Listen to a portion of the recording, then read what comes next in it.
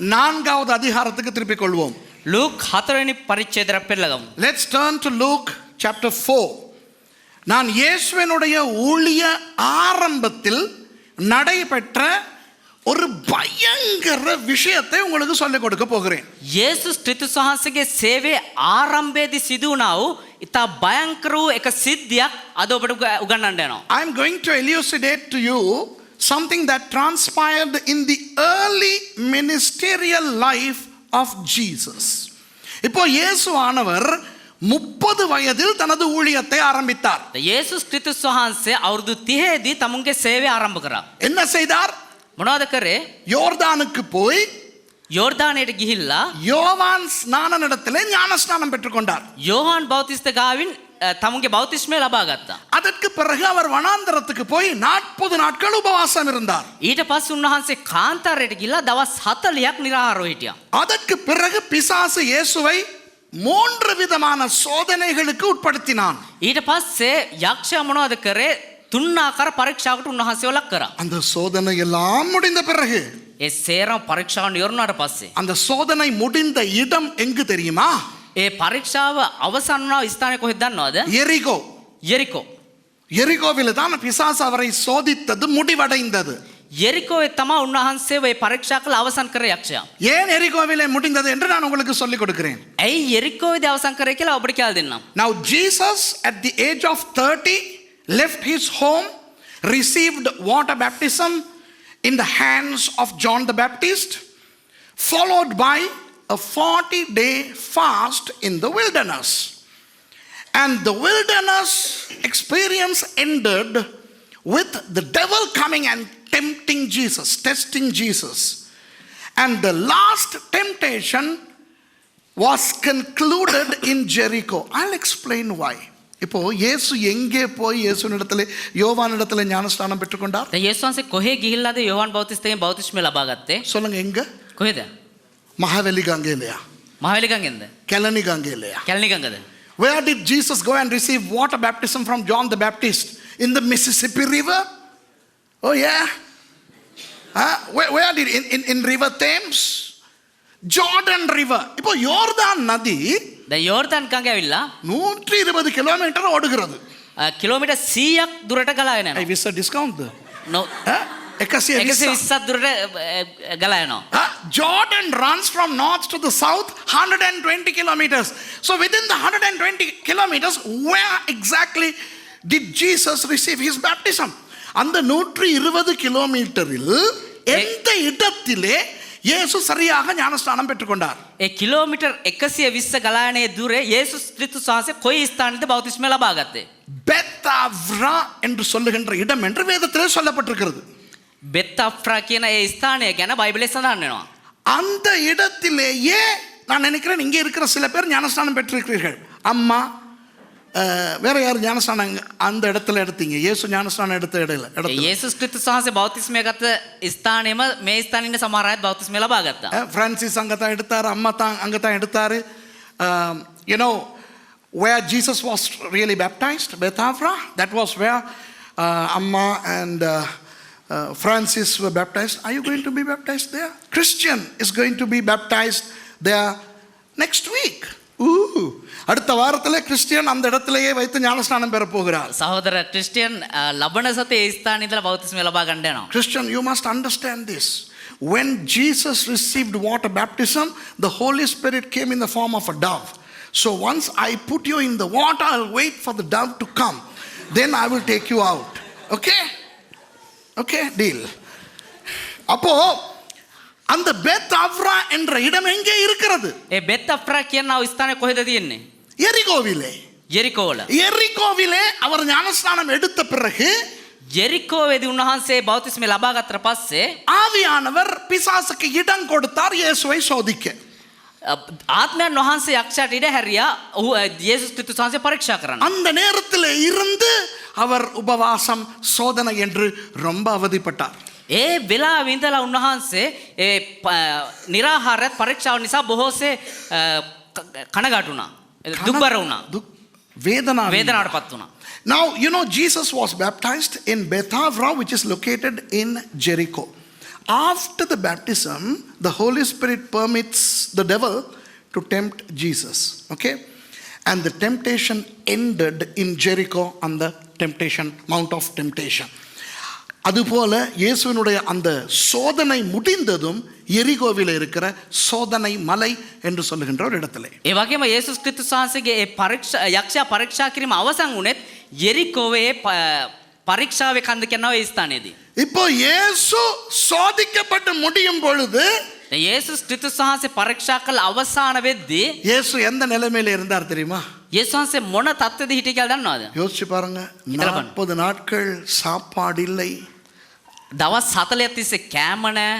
அதற்கு பிறகும் சாப்பிட கிடைக்கவில்லை. ඊට පස්සෙත් කන්න හම්බුන්නේ නැහැ. என்னுடைய வேறொரு பிரசங்கம் இருக்கிறது இயேசுவின் சோதனை என்று. තව එක වෙන දේශනාවක් පාස්ටරේ තියෙනවා යේසුස් ක්‍රිස්තුස් වහන්සේ පරීක්ෂා කියලා. அந்த சோதனையிலே விளக்கப்படுத்துவேன். 40 நாள் உபவாசம் முடிந்த பிறகு பிசாசு எப்படி இயேசுவை எங்கெங்கெல்லாம் வைத்து சோதித்தான் என்று. ඒ දේශනාවේදී කියලා දෙනවා යේසුස් ක්‍රිස්තුස් වහන්සේ කොහොමද යක්ෂයා පරීක්ෂා කරේ කොයි ආකාරයෙන්ද කොහෙ තියලාද කියලා. இங்கே அதை சொல்ல எனக்கு நேரம் இல்லை. මෙතන මේක ඒ ගැන කතා කරන්න වෙලාවක් නැහැ. In another sermon of mine entitled The Temptations of Jesus, I am explaining where Satan took Jesus to tempt him. And I don't have time to talk about that now. But at the end of his fasting and temptation, he was so broken, weak, and he was so dilapidated. இயேசு அந்த சோதனைகளுக்கெல்லாம் பிறகு உபவாசத்துக்கெல்லாம் பிறகு அவர் உள்ளும் புறமும் அப்படியே பலனே இல்லாமல் மெலிந்து உருக்குலைந்து அப்படித்தான் இருந்தார். ඒ निराहाරයට පස්සේ පරීක්ෂාවලට පස්සේ උන්වහන්සේ අර කෙට්ටු වෙලා පන්න නැතුව පාන් කියා ගන්න රෙටි. පාන් කියා ගන්න බැරි. නේම තමයි තියෙන්නේ.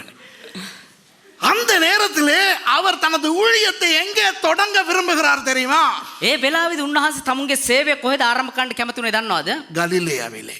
ගලිලේදී. ஏன்? ඇයි? அவருடைய ஊழியத்தின் முதல் பகுதியாக அவர் செய்ய போவது சீஷர்களை தெரிவு செய்வது.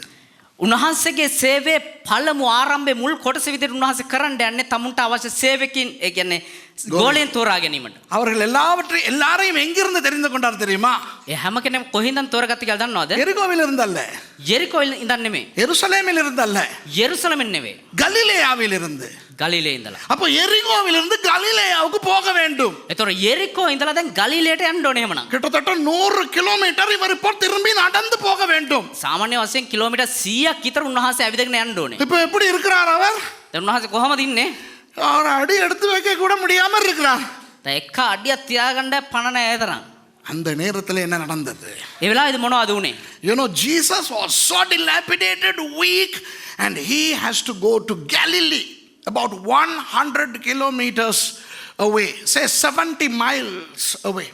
And he has to negotiate 70 miles in that weak, dilapidated condition. எங்களுடைய ஊழியத்திலே අපේ සේවයේ எங்களுடைய கிறிஸ்தவ வாழ்க்கையிலே අපේ කිතුණු ජීවිතේ சில நேரம் அந்த மாதிரி சோர்வுகள் வரும். අපේ කිතුණු ජීවිතේ සමහර වෙලාවට මේ වගේ අපිට කලකිරීම එහෙම නැත්නම් එපා වීම එනවා. அந்த நேரத்தில் இயேசுவுக்கு என்ன நடந்ததோ அதுதான் எங்களுக்கும் நடக்கும். ඒ වෙලාවේදී යේසුස් ක්‍රිස්තුස් වහන්සේට මොනවද උනේ ඒක තමයි අපිටත් සිද්ධ වෙන්නේ. லூக்கா 4வது அதிகாரம் 14வது வசனம் சொல்லுகிறது. ලූක් 4 වෙනි පරිච්ඡේදයේ 14 වෙනි පදේ කියනවා பின்பு இயேசு ஆவியானவருடைய பலத்தினாலே கலிலேயாவுக்கு திரும்பி போனார். එවිට යේසුස් වහන්සේ ආත්මයන් වහන්සේගේ බලයෙන් යුක්තව ගලීලයට හැරියාසේක. Luke 4:14 says, and Jesus returned in the power of the Spirit into Galilee. நிறைய பேருக்கு இந்த வசனம் தெரியும், வாசித்திருப்பார்கள், 1000 தடவை வாசித்திருப்பார்கள். බොහෝ දෙනාට මේ වචනය දන්නවා අනන්තවත් දහස් සැරයක් විතර මේ කියවලා ඇති. எதற்காக இது சொல்லப்பட்டிருக்கிறது என்று யோசிக்க கூட தெரியாது. මේක ඇයි කියලා තියෙන කියලාවත් හිතලා නැතුව ඇති. Some people may have read this verse umpteen times, millions of times, but they don't even pause to think, is there anything special there? Why would he need the power of the Spirit to go to Galilee? யோசிக்க மாட்டார்கள். ஏன் ஆவியானவருடைய பலம் தேவை கலிலேயா போவதற்கு? හිතලා බලන්න ඇයි ආත්මයන් වහන්සේගේ බලය ඕනේ මේ ගලිලයට යන්න? நம்ம பெந்தகோஸ்தகாரங்க என்ன நினைப்பாங்க தெரியுமா? අපේ පෙන්තකොස්ත කාර්ය මොනවද හිතන්නේ දන්නවද? இயேசு அபிஷேகத்திலே போனார். යේසුස් වහන්සේ ආලේපයෙන් යුක්තව ගියා. ஊழியத்தை தொடங்குவதற்கு கலிலேயாவுக்கு அவர் அபிஷேகத்திலே போனார். උන්වහන්සේ සේවය ආරම්භ කණ්ඩේ ආලේපයෙන් යුක්තව ගලිලයට ගියා. இல்ல ஐயா, அவருக்கு பலன் இல்ல, இப்படிதான் போகணும். ஆவியானவர் அவருக்கு பலம் கொடுக்க கொடுக்க ஆவியானவரின் பலத்திலே 100 கிலோமீட்டர் போனார். அவ்வளவுதான். එහෙම උන්නේ උන්වහන්සේට බලය නැතුව ආත්මයන් වහන්සේ බලය දීලා තමයි ගියේ පණ නැහැ නිරාහාරව ඉඳලා. சில நேரம் நம்முடைய அன்றாட வாழ்க்கைக்கு ஆவியானவருடைய பலம் தேவை. සමහර වෙලාවට අපේ එදිනෙදා ජීවිතයේදී ආත්මයන් වහන්සේගේ බලය ඕනේ අපිට. ஆவியானவர்னால நம்ம ஆளுக்கு அபிஷேகம். ආත්මයන් වහන්සේ කියවනම් අපි හිතන්නේ උන්වහන්සේගේ මේ ආලේපය කියලා. சில நேரம் நம்முடைய அன்றாட வாழ்க்கைக்கு சத்து இல்லாமல் பலன் இல்லாமல் இருக்கும்போது ஆவியானவரது பலன் தேவை. සමහර වෙලාවට අපේ එදිනෙදා ජීවිතේ අපි බලය නැතුව ශක්තිය නැතුවදී උන්වහන්සේගේ බලය අපිට ඕනේ. You know, the reason why the Spirit empowered Jesus there was not in any way to anoint him or to do any spiritual thing, but just to give him the stamina, the strength to negotiate the 70 miles. You know, in our lives, when we talk about the Holy Spirit, we always think about spiritual things, you know, anointing, empowerment. Ooh. But we must also understand that our regular strength also comes from the Holy Spirit. நிறைய பேர் என்கிட்ட கேட்பாங்க, බොහෝ දෙනා දේවදාසෙන් අහනවා. ஐயோ pastor, சில நேரம் நீங்க சுகம் இல்லாம இருப்பீங்க, අයියෝ පාස්ටර් ඔයා සමහරලාට මේ අසනීපෙලා ඉන්නවනේ. சில நேரம் ரொம்ப உடஞ்சி போய் எப்படி ப்ரெஷர்ல இருப்பீங்க. සමහර වෙලාවට පණ නැතුව කැඩලා ඔයා ඉන්නවනේ. ஆனா பிரசங்கத்துக்கு ஏறினீங்கன்னா சிங்கம் மாதிரி கர்ச்சிக்கிறீங்களே. හැබැයි දේශනාව කරන්න ඕන ඔයා නිකන් සිංහා වගේනේ. ஆவியானவருடைய பலன் ஆவியானவர் தருவார். ආත්මයන් වහන්සේගේ බලය ආත්මයන් වහන්සේ දෙනවා. Some people ask me, yeah, that's good. கையை தட்டுங்க, ரொம்ப சொல்லாமலே தட்டுதுங்க. You know, sometimes people ask me, Suresh, you are so broken, you are dilapidated, you are weak, you are ill, you are suffering from ailments. But when you get up on that stage, you just roar like a lion. It's the strength of the Holy Spirit. Just know that the Holy Spirit gives us physical strength also. பரிசுத்த ஆவியானவர் எங்களுக்கு சரீர பலமும் தருகிறார் என்பதனை ஞாபகத்தில் வைத்துக் கொள்ளுங்கள். සුද්ධාත්මයන් වහන්සේ අපිට ශරීර ශක්තියත් ඒ බලයත් දෙනවා කියන එක මතකේ තියාගන්න. சரி, இயேசுவானவர் அந்த பலத்திலே கலிலேயாவுக்கு போகிறார். යේසුස් ක්‍රිස්තුස් වහන්සේ බලෙන් ගලිලයට යනවා. போய் என்ன செய்கிறார்? ඊළ මොනවද කරන්නේ? அவருடைய கீர்த்தி சுற்றிலும் இருக்கிற தேசமெங்கும் பரம்பிற்று. උන්වහන්සේ ගැන කීර්තියද අවට මුළු පළාතේද පතලව ගියේය. And there went out a fame of him through all the region around about. My goodness, Jesus became famous in Galilee. கலிலேயாவிலே இயேசு பிரசித்தமாக ஆரம்பித்து விட்டார். ගලිලේදී උන්වහන්සේ ප්‍රසිද්ධ වීම ආරම්භ වෙනවා. எப்படி பிரசித்தமானார் என்று நான் உங்களுக்கு சொல்லிக் கொடுக்க தேவையே இல்லை. කොහොමද ප්‍රසිද්ධ වුණේ කියන එක මම ඔබට කියලා දෙන්න අවශ්‍යම නැහැ. I don't need to really explain to you why Jesus became so famous. He preached, he cast demons out, he healed. Wow, he did a lot of things. இயேசுவானவர் பிரசங்கம் செய்தார், යේසුස් ක්‍රිස්තුස් වහන්සේ දේශනා කරා, பிசாசுகள் துரத்தினார், යක්ෂයෝ එළෙව්වා, நோயாளிகளுக்கு சுகம் கொடுத்தார். රෝගීන්ට සුවය දුන්නා. இப்படி கலிலேயா எங்கும் மாத்திரமல்ல, சுற்றிலும் இருக்கிற எல்லா பிரதேசங்களுக்கும் இயேசுவின் செயல்கள் வாய் வழியாக போகின்றன. මෙම ගලිලේ විතරක් නෙමෙයි ඒ වටේ තියෙන ප්‍රදේශ වලටත් උන්වහන්සේගේ මේ පුදුම දේවල් ගැන ප්‍රසිද්ධිය පතල වුණා. அந்த செய்தி நாசரேத்துக்கும் வருகிறது. ඒ පණිවිඩය නාසරෙත් වලටත් ආවා. நாசரேத்து எந்த இடம்? නාසරෙත් කියන්නේ කොහෙද? இயேசுவின் ஊர். යේසුස් ක්‍රිස්තුස් වහන්සේගේ ගම. இயேசு வளர்ந்த ஊர். යේසුස් වහන්සේ හැදුනා වූ ගම. அங்குள்ளவர்களுக்கும் கதை வருகிறது. එහෙ ඉන්න කට්ටියටත් මේ දැන් කතාවක් එනවා. அட, நம்ம ஊர் ஆள் ஒரு ஆள் ரொம்ப பிரபலமா என்னென்னலாம் பண்ணிக்கிட்டு இருக்கிறானா என்று. අඩේ අපේ ගමේ එක්කෙනෙක් මේ දැන් මහ ලොකුවට හොඳ වැඩ පෙන්නගෙන ඉන්නවනේ කියලා. The news of Jesus also travels to Nazareth where Jesus grew up. இப்போ இயேசு பெத்லகேமிலே பிறந்தார். යේසුස් ක්‍රිස්තුස් වහන්සේ බෙත්ලේම් වල ඉපදුනා. 2 வருடங்களுக்குள்ளாக ஏரோது கொலை செய்ய போகிறார் என்று கேள்விப்பட்டவுடன் யோசேப்பு, மரியாள், இயேசு எகிப்துக்கு போய் இருந்தார்கள் கொஞ்ச காலம். අවුරුදු 2ක කාලය ඒ කාලයේදී උන්වහන්සේ ඊජිප්තුවට ගියා තමුන්ගේ මව යෝසෙප්, මරියා සහ උන්වහන්සේ. அங்கு ஒரு 4 வருஷம் இருந்தார்கள். ඒ අවුරුදු 4ක් හිටියා. அப்போ இயேசுவுக்கு கிட்டத்தட்ட 6 வயதாகும் பொழுது நாசரேத்துக்கு வந்து விட்டார்கள். දැන් සාමාන්‍ය වශයෙන් දල වශයෙන් උන්වහන්සේ අවුරුදු 6ක් වෙද්දී ආපහු නාසරෙත් වලට ආවා. 6 வயதிலிருந்து 30 வயது வரை இயேசு வளர்ந்தது நாசரேத்திலே. අවුරුදු 6 ඉඳලා අවුරුදු 30 වෙනකන් උන්වහන්සේ හැදුනේ වැඩනේ නාසරෙත් වල. Jesus was born in Bethlehem, but within 2 years, upon the news that Herod was trying to kill Jesus, Mary, Joseph and Jesus fled to Egypt, where they tarried for 4 years. And subsequently they came and lived in Nazareth. So when Jesus came to live in Nazareth, he was 6 years old. And at 30 he commenced his ministry. So for 24 years, Jesus grew up in Nazareth. இப்போ இயேசு பெத்லகேமிலே பிறந்தார். යේසුස් ක්‍රිස්තුස් වහන්සේ බෙත්ලෙහෙම් වල ඉපදුනා. அவருக்கு பெத்லகேமியனாகிய இயேசு என்று சொல்வதில்லையே. උන්වහන්සේට බෙත්ලෙහෙමීය යේසුස් කියලා කිව්වේ නෑනේ. எருசலேமிலே அவருக்காக பலி எல்லாம் ஒப்பு கொடுத்தார்கள். යෙරුසලමේ උන්වහන්සේ වෙනුවෙන් පූජාවන් ඔප්පු වුණා. எருசலேமியனாகிய இயேசு என்று சொல்வதில்லையே. යෙරුසලමීය යේසුස් කියලා උන්වහන්සේට කිව්වේ නෑනේ. முதலாவது அவர் ஊழியத்தை தொடங்கினது கலிலேயாவிலே. පළමුවට උන්වහන්සේ සේවය ආරම්භ කරේ ගලීලවල. கலிலேயனாகிய இயேசு என்று சொல்வதில்லையே.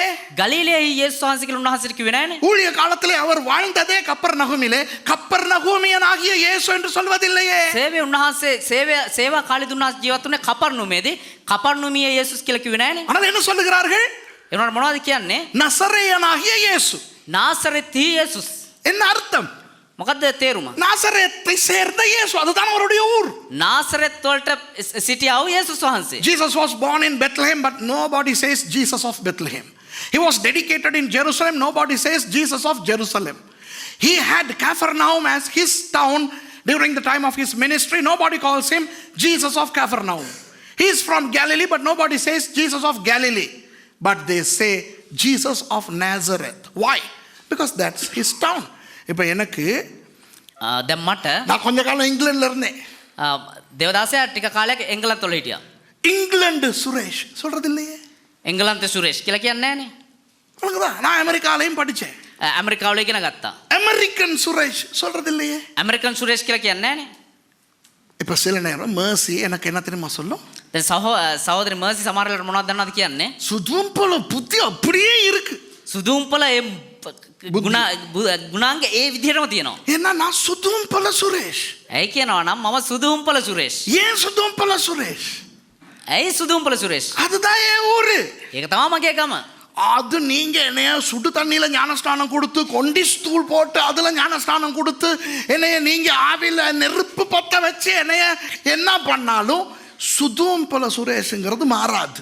දැන් මාව උණු වතුරෙන් බවතිස්මලා කොණ්ඩිස් වලින් නාවලා ආත්මයන් වහන්සේගේ ගින්දරෙන් පුරලා ගිනි තිබ්බත් මට සුදුම්පල සුරේෂ් කියන එක මාරු වෙන්නේ නැහැ. I lived in England. I studied in America. Nobody calls me Suresh of England.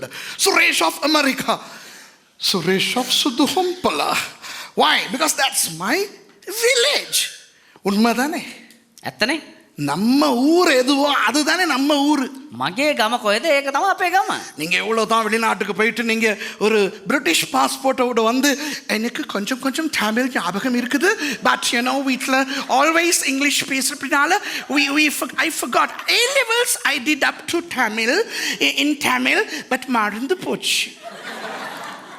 දැන් ඔබ ගිහිල්ලා එංගලන්තේ ඉගෙන ඉවරලා එංගලන්තේ පාස්පෝර්ට් අරගෙන මේ අයිෂෝ මට පොඩි ඉංග්‍රීසි පුළුවන් මේ දෙමළ මට දැන් මතක නෑනේ කතා කරන්න දෙමළ මේ කියලා එහෙම කිව්වත් ඔබ ලංකාවේ තමයි. கங்கை கரை புரண்டோடினாலும் நாய் நக்கித்தான் குடிக்குமா. கங்காவை ඉතිරිලා ගියත් බල්ලා ලෙව කාලලු වතුර බොන්නේ. You know, even if Sri Lankans have American passports and British citizenship, their colors don't change. Their accent may change. Their attitude, their ways of behavior never changes. இல்லையா? அப்போ உங்களுக்கு உங்கள் ஊர் எப்படியோ එවනම් ඔබේ ගම ඔබට කොහොමද? அப்படித்தான் இயேசுவுக்கு நாசரேத். ඒ වගේ තමයි යේසුස් ක්‍රිස්තුස් වහන්සේ නාසරෙත්. Nazareth to Jesus is like your hometown to you. இப்போ நாசரேத்துக்கு இந்த தகவல் வந்து விட்டது. දැන් නාසරෙත් වලට මේ පණිවිඩය ආවා. அப்படியே நம்மால் ஒருத்தன் ஃபேமஸ் ஆகியிருக்கிறான்டா. අපේ මිනිස්සු මේ ෆේමස් ප්‍රසිද්ධ වෙලා ඉන්නවානේ. அந்த யோசேப்பு மரியாள்கிட்ட மகன் மூத்தவன். අර යේසුස්ගේ මරියාගේ අර වැඩි මහල්ලක. යේසුස් කියන්නේ யோசேப்ගේ. යෝසෙප්. එනස් කරන්න එපා. තියොලොජි එකම කනවා. වෙලකදා. අවුරු நோயெல்லாம் சுகமாகுறாங்களோ. ඇවිල්ලා මේ ලෙඩ්ඩුවට හොඳ කරනවලු. பேயெல்லாம் விரட்டுறாரோ. යක්ෂෝ එළවනවලු. நம்ம ஊர் பையன். අපේ එකෙක් නේ. பாப்பா இங்க வந்தாலும் வருவான், எங்க ஊருக்கு திரும்பி வந்தாலும் வருவான். ඒ આવතේ වෙයි අපේ කමටත් එයි. யோசிச்சு பாருங்க. Now imagine when the people in Nazareth heard of Jesus, they would have thought, wow, one of our fellows is becoming famous. அப்போ யோசேப்பை காண்றவங்க கேட்பாங்க, அண்ணே அந்த உங்களோட மகன் ரொம்ப பெரிய விளையாட்டெல்லாம் பண்றாரு, எப்போ வராரு? යේසු මේ යෝසෙප්ව දකිද්දී එහෙම අහනවාදී මේ අයියේ අර ඔයාගේ පුතා ලොකු වැඩ කරන් ඉන්නවලු මේ කවුද මේ පැත්තේ එන්නේ නැද්ද? யோசேப்பு சொல்லிப்பார், தெரியல பாருங்களேன், போனவனை காணா, நானும் கேள்விப்பட்டேன் பெரிய விளையாட்டெல்லாம் விடுறானா, ஆளை காணா, வந்தாலும் வந்தா சொல்றேனே. දන්න ගියා ඔය මනුස්සයා පැත්තට තානේ මේ පැත්තේ බලමු આવොත් අපි කියන්න මේ පැත්තට එයි මං හිතන්නේ. யோசேப்புக்கு மரியாளுக்கெல்லாம் பெருமையாவே இருந்திருக்கும். දැන් යෝසෙප්ටයි මරියට ඒක හොඳ ආඩම්බරයක්. இல்ல மரியா கிணத்துக்கு போகும்போது දැන් මරියා ලින්දර යද්දි யாராவது கேட்டா, அக்கா அந்த உங்களோட மூத்தவர் ரொம்ப பெரிய ஆளாமே. දැන් මරියා යද්දි අහනවාදී අක්කේ අර මේ ඔයාගේ ලොකුදා ලින්දට යද්දි අහනවලු ටිකිරිලියා අහන්න ඇති. ටිකිරිලියානේ අනේ සාමාන්‍ය ලින්දට ඉතින් ටිකිරි අක්කා අහන්න ඇති මරියා අක්කාගෙන්, අක්කේ අර වාගේ ලොක්කා ෆෑන්ඩ මොකද එක කරනවලුනේ නංගි ஆமா தங்கச்சின்னு அவங்கள ரொம்ப பெருமைப்பட்டிருப்பாங்க. You know, when Mary met other women, the other women would have asked her, hey, your oldest son is very famous, he's doing some marvelous things we hear. இப்படி எல்லா நாசரேத்தில் இருக்கிற எல்லாருக்கும் தெரிந்து விட்டது இயேசு பெரிய காரியங்கள் செய்கிறார் என்று. දැන් මෙහෙම නාසරෙත් වල ඉන්න හැම කෙනෙකුටම අහන්න ලැබුණා යේසුස් ක්‍රිස්තුස් වහන්සේ මහත් පුදුම දේවල් කරනවා කියලා. அடுத்த வசனம் 15வது வசனம். 15 වෙනි පදය. அவர்களுடைய ஜெப ஆலயங்களில் அவர் உபதேசித்து எல்லாராலும் புகழப்பட்டார். வாவ். උන්වහන්සේ උන්ගේ සිනගොගවලදී උගන්වමින් සියල්ලන්ගෙන් ප්‍රශංසා ලැබුසේක. Verse 15, and he taught in their synagogues being glorified of all. இயேசு இப்போ ஜெப ஆலயங்களுக்கு போய் அந்த கலிலேயாவிலே அவர் பிரசங்கம் வேறு செய்ய ஆரம்பித்து விட்டார். දැන් ගලිලේ යාඥා ගෘහයට යේසුස් ක්‍රිස්තුස් වහන්සේ ගිහලා ඒ දේශනා කරන්න ආරම්භ කරා. Jesus has even commenced teaching in synagogues. Boy, he is very famous now, very well accepted by people. இப்போ அவர் பிரபலமாகி விட்டார், ஜனங்கள் அவரை ஏற்றுக்கொண்டு விட்டார்கள். இப்போ දැන් கேපටික කියලා දැන් කියලා කියන්නේ. දැන් උන්වහන්සේ ප්‍රසිද්ධ වෙලා උන්වහන්සේ මහත් ලොක්කෙක් විදියට දැන් පිළිගන්න ප්‍රසිද්ධ වෙලා තියෙනවා. தாம் வளர்ந்த ஊராகிய நாசரேத்துக்கு அவர் வந்து தம்முடைய வழக்கத்தின்படியே ஓய்வு நாளில் ஜெப ஆலயத்தில் பிரவேசித்து வாசிக்க எழுந்து நின்றார். 10 වෙනි පදය. උන්වහන්සේ තමන් වැඩුණු නුවර වූ නාසරෙත්ට පැමිණ තමන්ගේ පුරුද්ද ලෙස සබත් දවසේ සිනගෝගයට ඇතුල්ව කියවන පිණිස නැගිටිනුසේක. And he came to Nazareth where he had been brought up, and as his custom was, he went into the synagogue on the Shabbat day and stood up to read. இப்போ ஜெப ஆலயங்களிலே எப்படி உட்காருவார்கள் என்று நான் உங்களுக்கு சொல்லி காட்ட போகிறேன். දැන් යාඥා ගෘහයේ කොහොමද ඉඳගන්නේ කියලා ඔබට පෙන්වන්න යන්නේ. இப்படி தான் உட்காருவாங்க. මෙහෙම තමයි ඉඳගන්නේ. இந்த இப்படி உட்கார்றது தமிழன். මෙහෙම ඉඳගන්නේ දෙමළ මිනිස්සු. මෙහෙම බෑනේ. එතකොට දෙමළ කෙල්ලෙක් හම්බුනා නම් කොහොමද? එපාද සිංහල කෙල්ලෙක් මොහොයි මුදු. හරි. මෙහෙම ඉඳගෙන කන්නේ இப்படியெல்லாம் உட்கார்ந்து சாப்பிடுறது வந்து தமிழன். දැන් මෙහෙම ඉඳගෙන කන්නේ දෙමළ ජාතීන්. சரிதானே? இதுல ஒரு காலை இப்படி வச்சுக்கிட்டு දැන් මෙහෙම එක කකුලක් මෙහෙම තියාගෙන இப்படி கையை வச்சா யூதர்கள் ஜெப ஆலயத்துல இப்படி தான் உட்கார்ந்திருப்பாங்க. මෙහෙම අත තියාගත්තා නම් යුදෙව්වෝ මෙහෙම තමයි යාඥා ගෘහයේදී ඉන්නේ. ஜெபிக்கும் போது යාඥා කරද්දී இந்த வலது காலை இப்படி பின்னால எடுத்து இந்த கையை இப்படி உண்டி මේ දකුණු කකුල මෙහෙම පිටිපස්සට අරගෙන இப்படி நின்று ஜெபிப்பார்கள். වතුර වැටෙනවද කොහෙද? ஜெபிக்கும் போது இப்படி வருவாங்க. මෙහෙම ඉඳගෙන යාඥා කරනවා. යාඥා කරද්දී මේ ඉරියව්වෙන් තමයි ඉන්නේ. முழங்காலில் இருந்து ஜெபிக்கும் பழக்கம் யூதர்களிடத்தில் இருந்து தான் நமக்கு வந்திருக்கிறது. ධන හිසින් නිදලා යාඥා කිරීම අපිට යුදෙව්වන් තුලින් තමයි ආවේ. So the people who sit in the synagogues, they sit like this, and when they pray, they do this, and they kneel down and they pray. Kneeling down, the posture of kneeling down in prayer came to us from the Jews.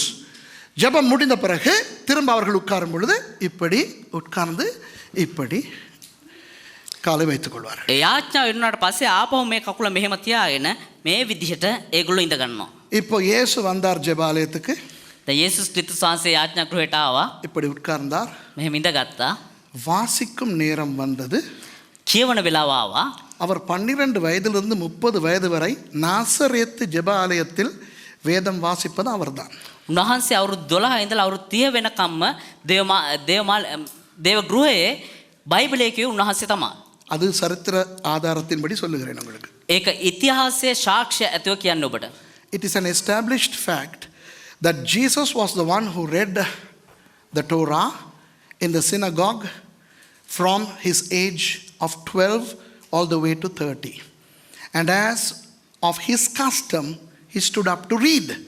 வழக்கத்தின்படியே පුරුදු විදිහට வாசிக்கும் நேரத்தில் කියවන වෙලාවේදී இயேசுவானவர் எழுந்து நின்றார். උන්වහන්සේ නැගී සිටියා. எழுந்து அவருடைய அந்த சால்வையை எடுத்து தலையிலே போட்டுக்கொள்வார். ඒ උන්වහන්සේගේ සලුව අරගෙන ඔළුවට දාගත්තා. அது அவர்களுடைய வழக்கம். ඒක උන්වහන්සේගේ පුරුද්ද. So ඔවුන්ගේ Jesus, පුරුද්ද.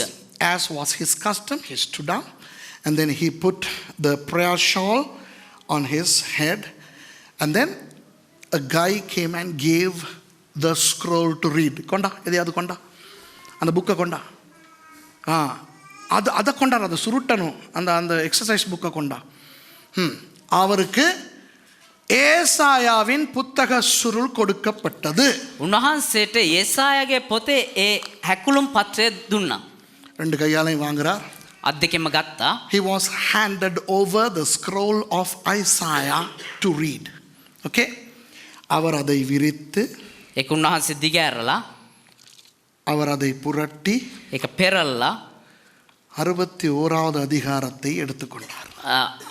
61 වෙනි පරිච්ඡේදය පෙරලා ගත්තා. பிறகு அதை வாசிப்போம். ஓகே? ඒක පස්සේ අපි කියමු. So he took the scroll, he found chapter 61, and then he read a couple of verses about which we will talk in a minute. வாசித்து කියවලා ඉවර වෙලා சுருட்டி, අප අකුලලා, after reading he rolled it, அதை பணிவிடை காரணத்திலே கொடுத்து, ඒක නැවත ඒ පුද්ගලයාට ඒ බාර දුන්නා පුද්ගලයා දීලා, after handing over he sat down. இப்படி அவர் அமர்ந்தார். ආපහු උන්වහන්සේ මේ ආකාරයෙන් ඉඳගත්තා. புரியுதா உங்களுக்கு? ඔබට තේරෙනවද? ஏன் இதை செய்து காட்டுகிறேன் என்றால், ඇයි මේක කළා පෙන්වන්න කියනවා නම් சில நேரம் ஜனங்களுக்கு புரியாது இந்த வாசிக்க எழுந்து நிற்கிறது உட்கார்றது எல்லாம் என்னன்ட்டு. සමහරුන්ට සමහරලාට දන්නේ ඇයි මේ කියවද්දි හිට ගන්න ඇයි මොකද්ද වෙන්නේ කියලා. அன்பானவர்களே, சில சபைகளிலே நான் பார்த்திருக்கிறேன், ප්‍රේමාන්තිනි සමහර සභාවලදී මම දැකලා තියෙනවා. சில பேர் பைபிள் வாசிப்பானுங்க. සමහර බයිබලේ කියනවා. You know, I have seen in some churches how some people read the word. சர்ச்சில் உட்கார்ந்துருப்பாங்க. චර්ච් එකේ ඉඳගෙන ඉන්නවා සභාවද. Some people are seated in church, you know. அப்போ சொல்லுவாங்க, லூக்கா 4:22 வாசிங்க. කියනවා ලූක් 4:16 කියවන්න. தாம் வளர்ந்த ஊராகிய நாசரேத்துக்கு அவர் வந்து தம்முடைய வழக்கத்தின்படியே ஓய்வு நாளில் ஜெபாலயத்தில் பிரவேசித்து வாசிக்க எழுந்து நின்றார். උන්වහන්සේ තමන් වැඩුණු නුවර වූ නාසරේතට පැමිණ තමන්ගේ පුරුද්ද ලෙස සබත් දවසේ සිනගෝගයට ඇතුළු කියවන පිණිස නැගුණුසේක. பாஸ்ட் முடிச்சு பிரசங்க கேட்குறாங்க. ඊට පස්සේ කියවලා ඉවරලා දේශනාව අහනවා. இவங்கெல்லாம் யாருன்னா, මේගොල්ලෝ කවුද කියනවා නම් இவங்கெல்லாம் இயேசுவை விட பெரியவங்க. මේගොල්ලෝ ඇවිල්ලා යේසුස් වහන්සේට වඩා ලොක්කෝ. You know, those who sit, have you seen that posture, how people read the Bible in church? Well, I'm not criticizing them. I'm just saying that they are greater than Jesus. அவர்கள் இயேசுவை விட பெரியவர்கள். ඒගොල්ලෝ යේසුස් වහන්සේට වඩා ලොක්කෝ. ஏன்னா இப்ப இப்படி உட்கார்ந்து இருக்கிறவனுக்கு දැන් මෙහෙම ඉඳගෙන ඉන්න කෙනාට இப்படி எழும்பி வாசிக்கிறதே வலிக்குது.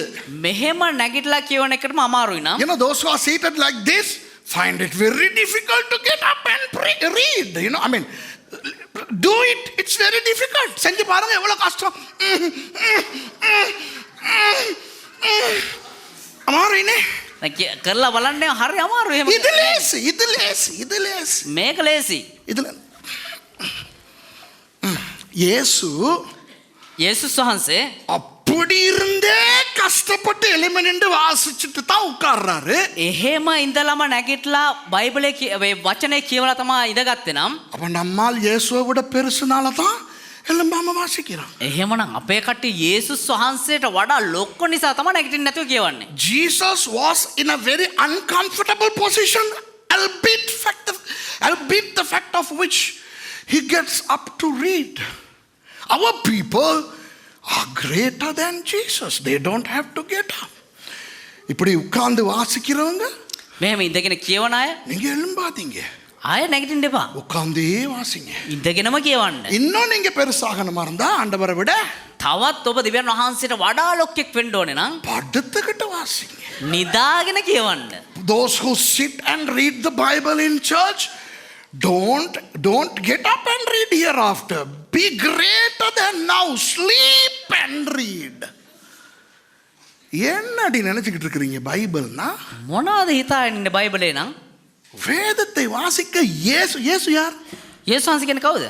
ஆதியிலே வார்த்தை இருந்தது, පටන් ගන්නේදී වාක්‍යානෝ සිටිසේක. அந்த வார்த்தை தேவனிடத்தில் இருந்தது, ඒ වාක්‍යානෝ දෙවියන් වහන්සේ සමග සිටිසේක. அந்த வார்த்தை தேவனாய் இருந்தது. ඒ වාක්‍යානෝ දෙවියන් වහන්සේව සිටිසේක. 14வது வசனம், அந்த வார்த்தை மாம்சமானது.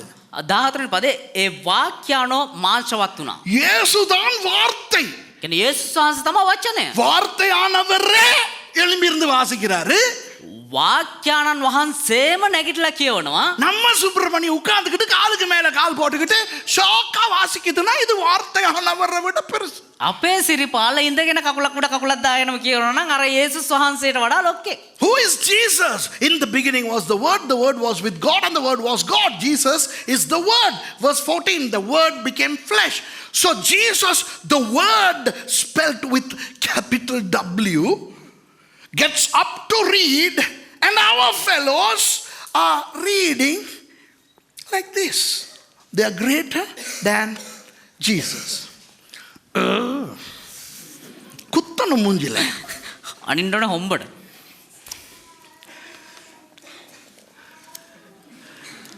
வாசித்து கொடுத்து விட்டார், කියවලා දුන්නා. உட்கார்ந்து விட்டார். ඉඳගත්තා. எல்லாரும் அவரே பார்த்துக்கிட்டு இருக்காங்க. பாருங்க அடுத்த வசனம். හැම දිනම උන්වහන්සේ දිහා බලාගෙන හිටියා. 20வது வசனம், வாசித்து புஸ்தகத்தை சுருட்டி பணிவிடைக்காரரிடத்தில் கொடுத்து உட்கார்ந்தார். ஜெப ஆலயத்தில் உள்ள எல்லாருடைய கண்களும் அவர் மேல் நோக்கமாயிருந்தது. 20 පදේ පොත අකුලා සේවකයාට දී වැඩහුන්සේක. එකල සිනගෝගේ සිටි සියල්ලෝ උන්වහන්සේ කෙරෙහි ඇස්සෙලාගෙන සිටියෝය. And he closed the book, verse 20, and he gave it again to the minister and sat down. And the eyes of all them that were in the synagogue were fastened on him. ஏன் எல்லாரும் அவரை பார்த்து கொண்டிருந்தார்கள்? ඇයි හැමෝම උන්වහන්සේ දිහා බලාගෙන හිටියේ? ரெண்டு காரணங்கள். කාරණා දෙකක් තියෙනවා. Why were their eyes locked on him? Two reasons. முதலாவது, அவர் என்னென்னமோ காரியங்களை செய்து விட்டு வந்திருக்கிறார் என்று கேள்விப்பட்டிருக்கிறார்கள். පළවෙනි කාරණා, උන්වහන්සේ මොනවදෝ කරලා මේ ඇවිල්ලා ඉන්නේ කියලා ආරංචි ලැබිලා තිබුණා. ஊரெங்கும் ஜெபாலயங்களிலே பிரசங்கம் செய்தார் என்று வேறு கேள்விப்பட்டிருக்கிறார்கள். තව ඒ යාඥා ගෘහයේදී දේශනා කරා කියලා අහලා තිබුණා. அப்ப இவர் இதை வாசித்து விட்டு ஏதாவது பிரசங்கம் பண்ணுவாராய் இருக்கும் என்று நினைத்தார்கள். එතකොට මෙයා මේක කියවල වෙලා මොනවා හරි දේශනා කරයි කියලා මේගොල්ලෝ බලාපොරොත්තු அது වුණා. முதலாவது காரணம். ඒක තමයි පළවෙනි කාරණාව. The first reason is that they have heard of the exploits of Jesus, and they also heard that he had been preaching in synagogues. So they expected Jesus to say something pertaining to what he read. இரண்டாவது காரணம், දෙවෙනි කාරණාව, இவ்வளவு காலம் அவர் வாசித்த விதத்துக்கும் இப்பொழுது அவர் வாசித்த விதத்துக்கும் இடையில் ஒரு பெரிய வித்தியாசம் இருந்தது. මෙච්චර කාලයක් උන්වහන්සේ කියවපු ක්‍රමයටත් අද කියවපු ක්‍රමයටත් එක ලොකු වෙනසක් තියෙනවා. The second reason was the way Jesus read today was completely different to all these years of him reading the scripture. அந்த வித்தியாசம் என்ன? ඒ වෙනස මොකද්ද? அவர் ஊழியத்தை தொடங்கி விட்டார். උන්වහන්සේ සේවය ආරම්භ කරා. இப்போ அவர் மனுஷகுமாரன். දැන් උන්වහන්සේ මනුෂ්‍ය පුත්‍රයා. இப்போ அவர் மரியாளின் யோசேப்பின் மகன் அல்ல. දැන් උන්වහන්සේ මරියගේ යෝසෙෆ්ගේ පුතා නෙවෙයි. இப்போ அவர் ஊழியத்தை தொடங்கி விட்ட தேவகுமாரன். දැන් උන්වහන්සේ සේවය ආරම්භ කරා වූ දේව පුත්‍රයා. அடுத்தது அந்த வசனம் எதை வாசித்தார்? எந்த வசனத்தை வாசித்தார்? උන්වහන්සේ මොන වචනේ දරන් කියවේ? தன்னை குறித்து ஏசாயா தீர்க்க தரிசனமாய் 700 வருடங்களுக்கு முன் சொன்ன வசனத்தை வாசித்தார். අවුරුදු 200 කලින් යෙසායා තමුන් වහන්සේ ගැන 700කට කලින් යෙසායා තමුන් වහන්සේ ගැන කිව්වා ඔය වචනය. You know, Jesus read the way the Son of God would read because he read the scripture verses that were written 700 years previously about him and his ministry. அப்போ ஜனங்கள் அப்படியே பார்த்து கொண்டிருக்கிறார்கள். මිනිස්සු එහෙම බලාගෙන ඉන්න උන්වහන්සේ දිහා. இயேசு என்ன சொல்லுகிறார்? යේසුස් මොනවද කියන්නේ? இயேசு சுற்றுமுற்றும் பார்த்து விட்டு சொல்லுகிறார். උන්වහන්සේ වටේට බලලා කියනවා 21வது வசனம். 21 වෙනි පදේ. அப்பொழுது அவர் அவர்களோட பேசத் தொடங்கி உங்கள் காதுகள் கேட்க இந்த வேத வாக்கியம் இன்றைய தினம் நிறைவேறிற்று என்றார். උන්වහන්සේ උන්ට කතා කරන්නට පටන්ගෙන අද නුඹලා අසා සිටියේදී මේ ලියවිල්ල සම්පූර්ණ වී යයි කීසේක. Verse 21, and he began to say unto them, this day is this scripture fulfilled in your eyes. அடுத்த வசனத்தை பாருங்களே. ඊළඟ වචනේ බලන්නකෝ. Look at the next verse. And all bare him witness and wondered at the gracious words which proceeded out of his mouth, and they said, wow, is this not Joseph's son? அடுத்த வசனம் சொல்லுகிறது, எல்லாரும் அவருக்கு நற்சாட்சி கொடுத்து அவருடைய வாயிலிருந்து புறப்பட்ட கிருபையுள்ள வார்த்தைகளை குறித்து ஆச்சரியப்பட்டு இவன் யோசேப்பின் குமாரன் அல்லவா என்றார்கள். வாவ். සියල්ල උන්වහන්සේට සාක්ෂි දෙමින් උන්වහන්සේගේ මුඛයෙන් නික්මුණු කරුණාවේ වචන ගැන පුදුම මොහු යෝසෙෆ්ගේ පුත්‍රයා නොවේදයි කීවෝය. அன்பானவர்களே, ප්‍රේමාන්තේනි மறுபடி ஞாபகப்படுத்துகிறேன் ආපහු මතක් කරලා දෙන්න. என்ன நடக்கிறது என்று. මොනවද සිද්ධ වුනේ කියලා. Let me reiterate what transpired there. இயேசு வர்றார், යේසුස් වහන්සේ ආවා, உட்கார்ந்திருக்கிறார், ඉඳගත්තා, வாசிக்க வேண்டிய நேரம் வருகிறது. කියවන්න ඕන වෙලාව වෙනවා. வழக்கம் போல அவர் மாத்திரம் எழும்பி நிற்கிறார். පුරුදු විදියට උන්වහන්සේ පමණ නැගී සිටිනවා. பணிவிடைக்காரன் புத்தக சுருளை கொண்டு வந்து கொடுக்கிறான். ඒ බයිබලයේ ඒ ඇකුළුම් පත්‍ර කියන කෙනා ඇකුළුම් පත්‍ර අරන් එනවා. இவர் திறந்து 61ஆம் அதிகாரம் ஏசாயா புத்தகத்தில் முதல் 2 வசனங்களையும் வாசிக்கிறார். උන්වහන්සේ ඒක දිගැල්ලා 61 වෙනි පරිච්ඡේදයේ කියවන්න ඕන වචනේ කියවනවා. சுருட்டி கொடுத்து விட்டு ආපහු අකුල්ලා உட்காருகிறார். දීලි වෙලා ඉඳ ගන්නවා. எல்லாரும் அவரை திங்கிற மாதிரி பார்த்து கொண்டிருக்கிறாங்க. දැන් උන්වහන්සේ ගිලින්න වගේ හැමෝම බලාගෙන ඉන්නවා. அவர் சொல்லுகிறார், උන්වහන්සේ කියනවා, நீங்கள் கேட்க இப்பொழுது நான் வாசித்த இந்த வார்த்தை நிறைவேறிவிட்டது என்று சொல்லுகிறார். නුඹලා ඇසුවා වූ දැන් මං කිව්වා ඔය වචනේ ඉෂ්ට වෙලා තියෙනවා කියලා කියනවා. எல்லாரும் சந்தோஷப்பட்டு அப்படியா, හැමෝම සතුටු එහෙමද? ஏசாயா தீர்க்கதரிசனமாய் சொன்னது நிறைவேறி விட்டதா? යෙසායා ඒ අනාගත වාක්‍යයෙන් කියපු දේවල් ඉෂ්ට වෙලාද? சூப்பர், නියමයිනේ. wonderful, வாவ் நியமයි. ஸ்தோத்திரம். අසුති වේවා. ஐயோ, இவரு எவ்வளவு நல்லா சொல்றாரு பாருங்க. අයියෝ මෙයා කොච්චර හොඳට ලස්සනට ඒකද කිව්වද? கிருபையுள்ள வசனங்கள். කරුණාවන්ත ප්‍රේමණීය වචනයක්. இவர் நம்ம யோசேப்போட மகன். ஐயோ, මෙයා අපේ යෝසෙෆ්ගේ පුතා. அவரா இவர்னு நம்ப முடியாத அளவுக்கு அழகா சொல்லிட்டாரே. අයියෝ එයාද මේ කියලා අපිට විශ්වාස කරන්න බෑ අප්පා. ஏன் அவ்வளவு துள்ளி குதிச்சான்னு சொல்லி தரவா? ඇයි දන්නවද එච්චර ඒගොල්ලෝ මේ ප්‍රීතියෙන් උඩ පැන්න කියලා දෙන්නද? அந்த வாசிச்ச வசனம் கொஞ்சம் நல்ல வசனம். ඒ කිව්ව වචනේ පොඩ්ඩක් හොඳ වචනයක්. வர்றேன், இங்கிலீஷ்ல சொல்லிட்டு வர்றேன். You know what happened? Jesus went to the synagogue. He stood up to read, and the Isaiah scroll was given, and he read from chapter 61 verses 1 and 2, and he rolled the scroll, gave it back, sat down, and people's eyes were locked on him, and he turned and told them, today these predictions have come to pass.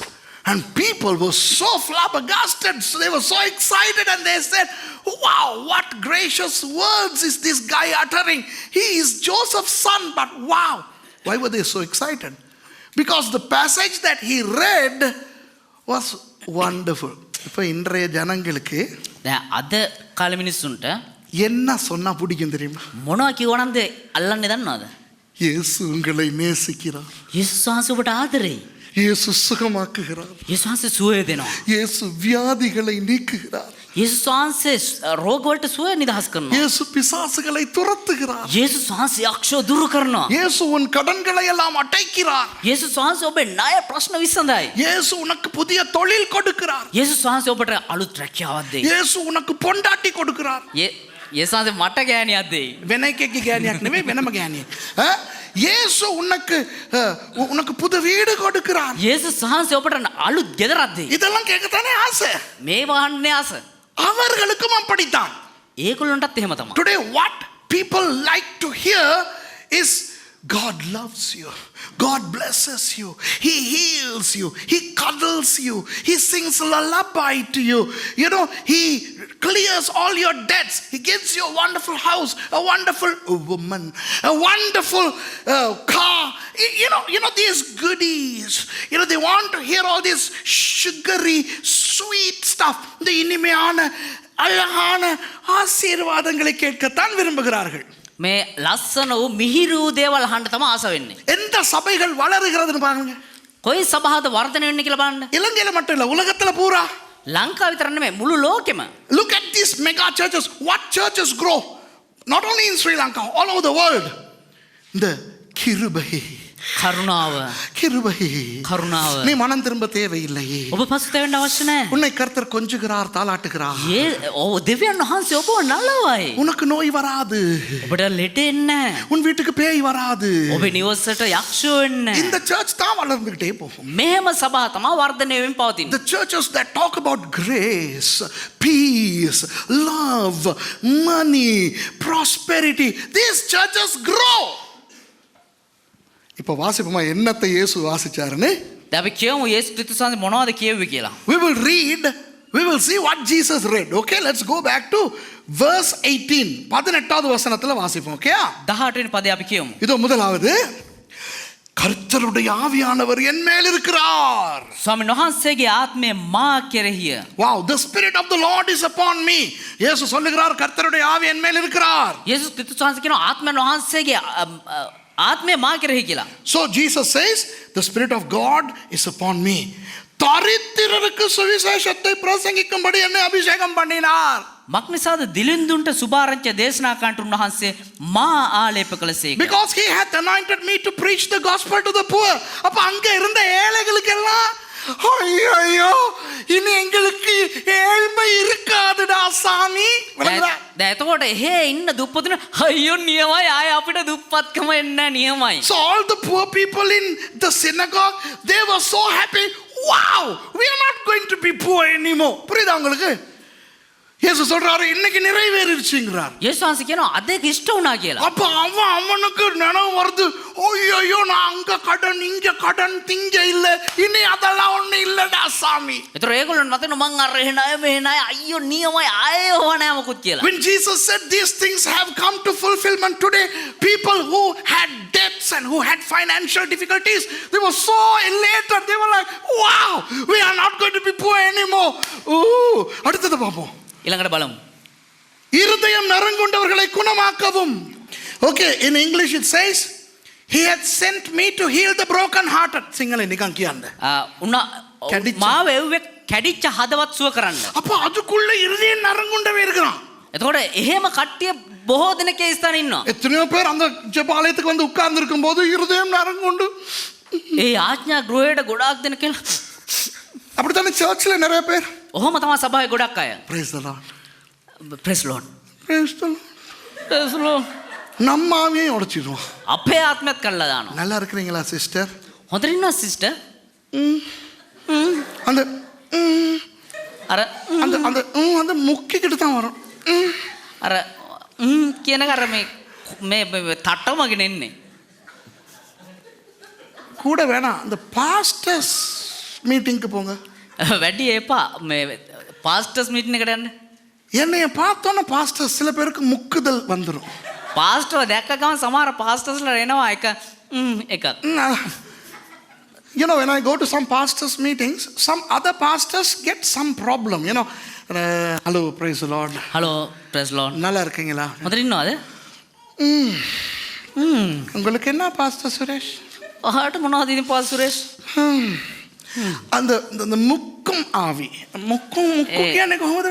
මොනවද මුක්කු තටමන. තටමන ආත්මේ තියෙනවා. දැකලා තියෙනවා சில பேர் பாத்தீங்களா சர்ச்சில் நல்லா இருக்கிறீங்களா? හොඳට ඉන්නවද?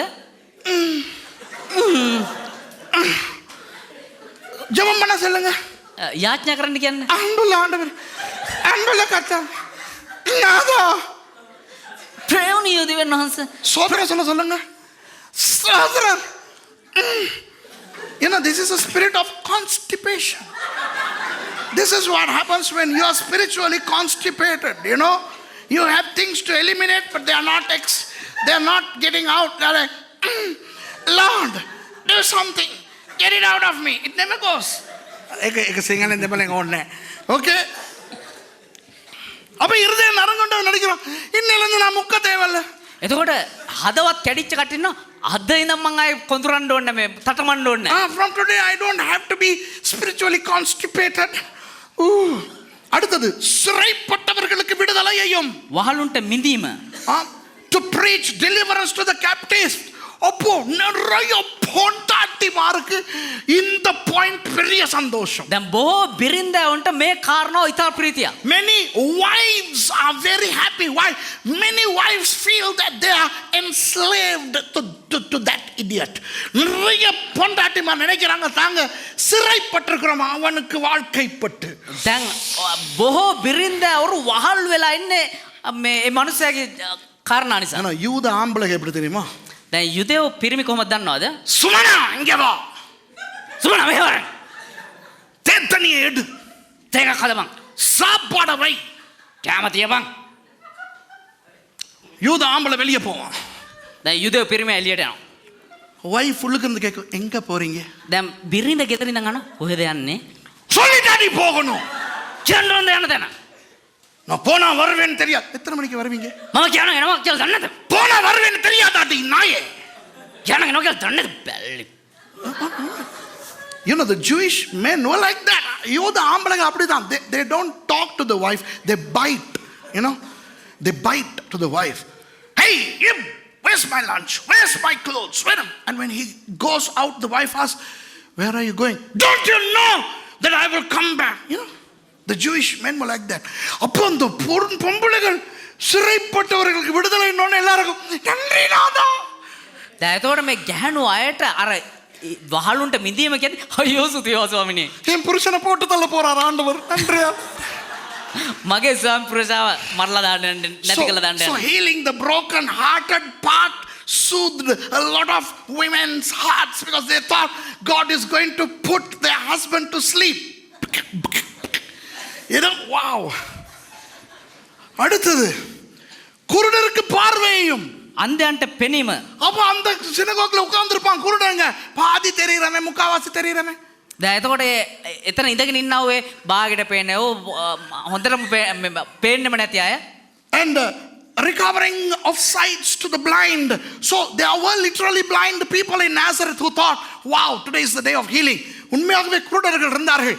அவர்கள் நினைத்தார்கள், wow, எங்களுக்கு பார்வை வரப்போகிறது. ඇත්තටම අන්ධයට ඒගොල්ලෝ හිතුවා ෂා නියමයි අද අපිට පෙනීම ලැබෙන්න යනවා කියලා. To set at liberty them that are bruised. நொறுங்குண்டவர்களை விடுதலையாக்கவும். මඩන ලද්දාව නිදහස් කර හරින්ටද. நொறுங்குண்டவர்கள் எத்தனையோ விதத்திலே வாழ்க்கையிலே கஷ்டப்பட்டவர்கள் இருந்தார்கள். බොහෝ කාරණාවලදී ජීවිතේ කැඩලා බිඳලා වේද පීඩාවට පත් වෙන අය. அவர்கள் நினைத்தார்கள் ஷா சுகம் கிடைக்க போகிறது என்று. ඒගොල්ලෝ හිතුවා ෂා නියමයි අපිට සුවය ලැබෙන්න යනවා. 19வது வசனம் கர்த்தருடைய அனுக்கிரக வருஷத்தை பிரசித்தப்படுத்தவும் என்னை அனுப்பினார். 19වෙනි පදේ ස්වාමීන් වහන්සේ පිළිගත යුතු අවුරුද්ද ප්‍රකාශ කරන්නටද උන්වහන්සේ මා උසේකයි කී. Verse 19, to preach the acceptable year of the Lord. What is the acceptable year of the Lord? கர்த்தருடைய அனுக்கிரக வருஷம் என்றால் என்ன? දෙවියන් වහන්සේගේ අනුග්‍රහය වර්ෂය කියන්නේ මොකද්ද? யூதர்களுக்கு 7 வருஷத்துக்கு ஒரு முறை அந்த அனுக்கிரக வருஷம் வரும். යුදෙව්වන්ට අවුරුදු 7කට සැරයක් ඒ අනුග්‍රහය වර්ෂය එනවා. அந்த வருஷத்திலே கடன்கள் எல்லாம் ரத்து செய்யப்படும்.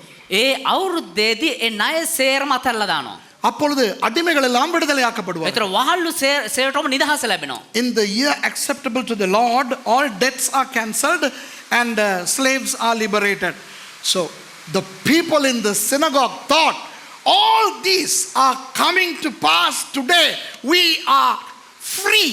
அந்த ஜெப ஆலயத்தில் இருந்தவர்கள் எல்லாரும் நினைத்தார்கள், ஷா இவ்வளவு ஆசீர்வாதமும் இன்றைக்கு நிறைவேறுகிறது, ஆண்டவருக்கு ஸ்தோத்திரம் என்று நினைத்தார்கள். ඒතර ඒ සිනගෝගේ හිටව හැම කෙනෙක්ම ශාන්නියමයි මේ හැම ආශිර්වාදයක්ම අද අපිට ලැබෙන්න යනවා කියලා. ஒருவேளை நீங்களும் நானும் அந்த ஜெபாலயத்தில் இருந்திருந்தால் සමහර වෙලාවට ඔබත් මමත් ඒ යාඥාගෘහේ හිටියා නම් சந்தோஷப்பட்டிருப்போம். ප්‍රීති වෙයි. If you and I were in that synagogue when Jesus read what he read and said what he said, we would have been so happy, elated, excited. ஏன்? ඇයි දන්නවද? பெரிய ஆசீர்வாதமான ஒரு தீர்க்க தரிசனம் நிறைவேறுகிறது. புரியுதா? විශාල වූ ආශිර්වාදාත්මක අනාගත වාක්‍යයක් ඉෂ්ට වෙලා. இப்பதான் ரொம்ப சீரியஸான ஒரு விஷயத்துக்கு நான் வருகிறேன். දැන් තමයි ඉතා භයානක වූ කාරණාවකට එන්න යන්නේ මම. யூதர்கள் தான் அங்கே உட்கார்ந்து இருக்கிறார்கள். යුදෙව්ව තමයි එතන ඉඳගෙන හිටියේ. The Jews were the ones who were present there. வேதம் அவர்களுடையது, බයිබලය ඔවුන්ගේ. பழைய ஏற்பாடு அவர்களுடையது, පරණ ගිවිසුම ඔවුන්ගේ. ஏசாயா தீர்க்கதரிசி அவர்களுடைய ஒரு கடந்த கால தீர்க்கதரிசி. යෙසාය අනාගත වත්රු පසුගිය කාලේ ඔවුන් මැද හිටියව ඒක අනාගත වත්රු කෙනෙක්. அந்த தீர்க்க தரிசனம் யூதர்களுக்கு சொல்லப்பட்ட தீர்க்க தரிசனம். ඒ අනාගත වාක්‍ය යුදෙව්වන්ට ලැබුණා වූ අනාගත වාක්‍යයක්. புரியுதா? තේරුණාද? அவங்களுடைய ஒரு யூதர், அவர்களுடைய ஒரு யூதர் தான் இதை வாசித்து சொல்லுகிறார், ඔවුන්ගේම යුදෙව්වෙ තමයි මේ කියවන්නේ. இது இன்றைக்கு நிறைவேறுகிறது என்று. ඒකල කියන්නේ මේක අද ඉෂ්ට වුණා කියලා. நன்றாய் விளங்கிக் கொள்ளுங்கள். හොඳට තේරුම් ගන්න. முழுக்க முழுக்க அவர்களுக்கு சொந்தமான ஒரு தீர்க்க தரிசனம் நிறைவேறுகிறது. ஓகேயா? සම්පූර්ණයෙන්ම ඔවුන්ට හිමි වුණා වූ අනාගත වාක්‍යයක් ඉෂ්ට වෙලා තියෙන්නේ. You must clearly understand that the Bible belongs to the Jews, the Old Testament belongs to the Jews, the prophet Isaiah belongs to the Jews, the prediction belongs to the Jews, and the fulfillment belongs to the Jews. So they were all too right in being happy when Jesus said that this is coming to pass today. இயேசு சொல்லும் பொழுது இது நிறைவேறுகிறது என்று යේසුස් ක්‍රිස්තුස් වහන්සේ කියද්දි මේක ඉෂ්ට වුණා කියලා அவர்கள் அனைவரும் சரியாகத்தான் சந்தோஷப்பட்டார்கள். ඒ හැම දෙනෙක්ම හරියාකාරයෙන් තමයි ඒ නිවැරදි නිසා තමයි ඒක සන්තෝෂ වුනේ. ஆனால் ඒ වුණත් இயேசு ஒரு பெரிய குண்டை தூக்கி போட்டார். උන්වහන්සේ විශාල වූ එක බෝම්බයක් අතහැරිය එතන. But Jesus threw a huge bomb at them. என்ன சொன்னார் தெரியுமா? මොනවද කිව්වේ දන්නවද? சந்தோஷப்படுறீங்களா? සන්තෝෂ වෙනවද? இதெல்லாம் உங்களுக்கு நினைக்கிறீங்களா? මේක ඔබට කියලා හිතනවද? இது உங்களுக்கு அல்ல. මේක ඔබට නෙවෙයි. எப்படி இருக்கும் உங்களுக்கு? කොහොමද ඒ දෙවුන්ට? Imagine when Jesus told them these are not for you, how would they have gotten angry? யோசிச்சு பாருங்க. හිතලා බලන්න. இப்போ நான் இங்கே வந்து ஒரு பிரசங்கம் பண்ணுறேன், உங்களுக்கு நான் வந்து ஒரு பிரசங்கம் பண்ணுறேன், දැන් ඔබට දේශනා කරනවා මම. உங்களுக்கெல்லாம் சுகம் கிடைக்க போகுது, ඔබට සුවය ලැබෙන්න යනවා. கடன் எல்லாம் அடைக்கப்பட போகுது, ණය ප්‍රශ්න නිදහස් වෙන්න යනවා. ஆண்டவர் உங்களை தொட போகிறார், දෙවියන් වහන්සේ ඔබ ස්පර්ශ කරන්න යනවා. எல்லாம் சந்தோஷப்படும் போது හැමෝම සන්තෝෂ වෙද්දී நான் சொல்றேன் அதெல்லாம் உங்களுக்கு இல்லை, මම කියනවා ඒ එකක්වත් ඔබට නෙවෙයි. இதெல்லாம் வேற வெளியே முறகொள்ளையில் இருக்கிறவங்களுக்கு. ඒ හැම දෙයක්ම අර මොරගොල්ල ඉන්න මිනිස්සුන්ට. உங்களுக்கு எப்படி இருக்கும்? කොහොම තියෙද ඔබට? உறப்பாகுமா இல்லையா?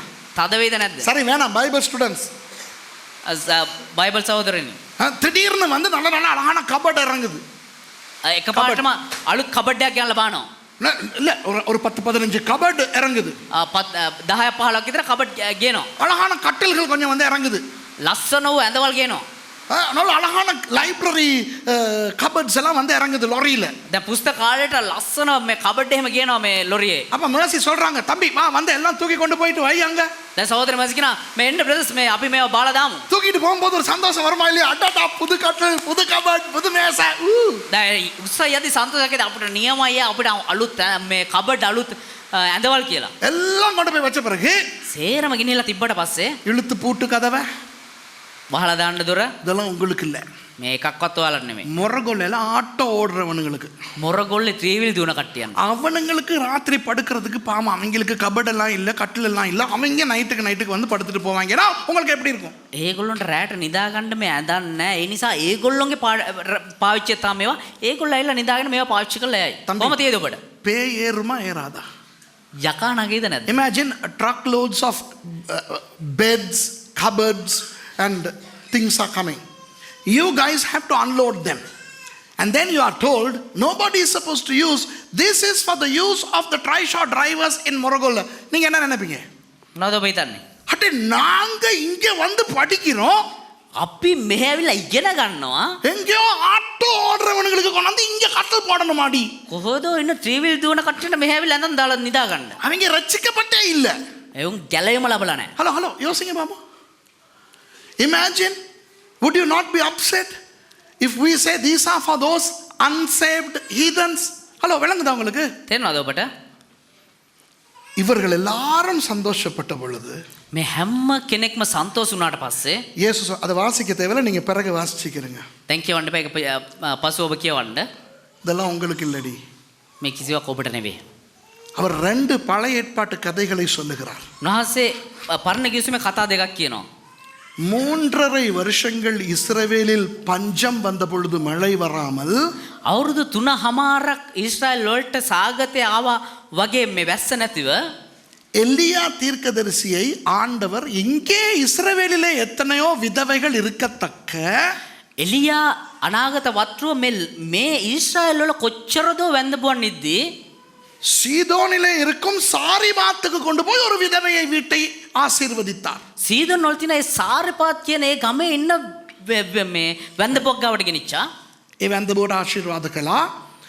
அதுபோல எத்தனையோ குஷ்டரோகிகள் இஸ்ரவேலில் இருக்கத்தக்க ඒ වගේම මේ ඊශ්‍රායල් වල කොච්චරදෝ කුෂ්ඨරෝගීන් ඉද්දී சீரியா என்ற நாட்டிலே இருந்து வந்த நாகமான் என்ற குஷ்டரோகியை எலிசா மூலம் சுகமாக்கினார் ஆண்டவர். සිරියා රටේ ඉඳලා ආපු ඒ නාමන් කියනවා ඒ කුෂ්ඨ රෝගියාව එලිෂා කරනකොටනේ සුවය ලැබුවා වගේ. அதுபோல ඒ වගේ இவை ஒன்றும் உங்களுக்கல்ல, මේ කිසි දෙයක් ඔබට නෙවෙයි. வேறு ஆட்களுக்கு என்று சொல்லிவிட்டார். අනිත් අයට කියලා කියනවා. වෙන කට්ටියකට කියලා කිව්වා. No, Jesus, you know what he said? He told them, hey, when there were enough number of widows in Israel, when it did not rain for 3.5 years, God took Elijah to Sidon, to a place called Sharifat, to bless a widow there. And when there were enough number of lepers in Israel, God brought a Syrian guy called Naaman to be healed by Elisha. What did Jesus mean? Jesus said, these good things that you read, yes, they have come to pass, but not for you, but for somebody else. என்ன தெரியுமா இயேசு சொல்லுகிறார்? මොනවද යේසුස් වහන්සේ කිව්වේ? நீங்கள் காதுகள் கேட்க நான் வாசித்தேனே, මම කියවද්දී ඔබ ඔබේ කන් වලින් ඇසුවා නේද? இந்த நன்மைகள் எல்லாம் உங்களுக்கு அல்ல, මේ කිසි යහපතක් ඔබට නෙවෙයි. வேறு ஆட்களுக்கு. වෙන මිනිස්සුන්ට. யோசிங்க எப்படி இருந்திருக்கும் அவர்களுக்கு. හිතලා බලන්න කොහොම තියෙන්නද උන්ට? எப்படி இருந்திருக்கும்? කොහොම තියෙයිද?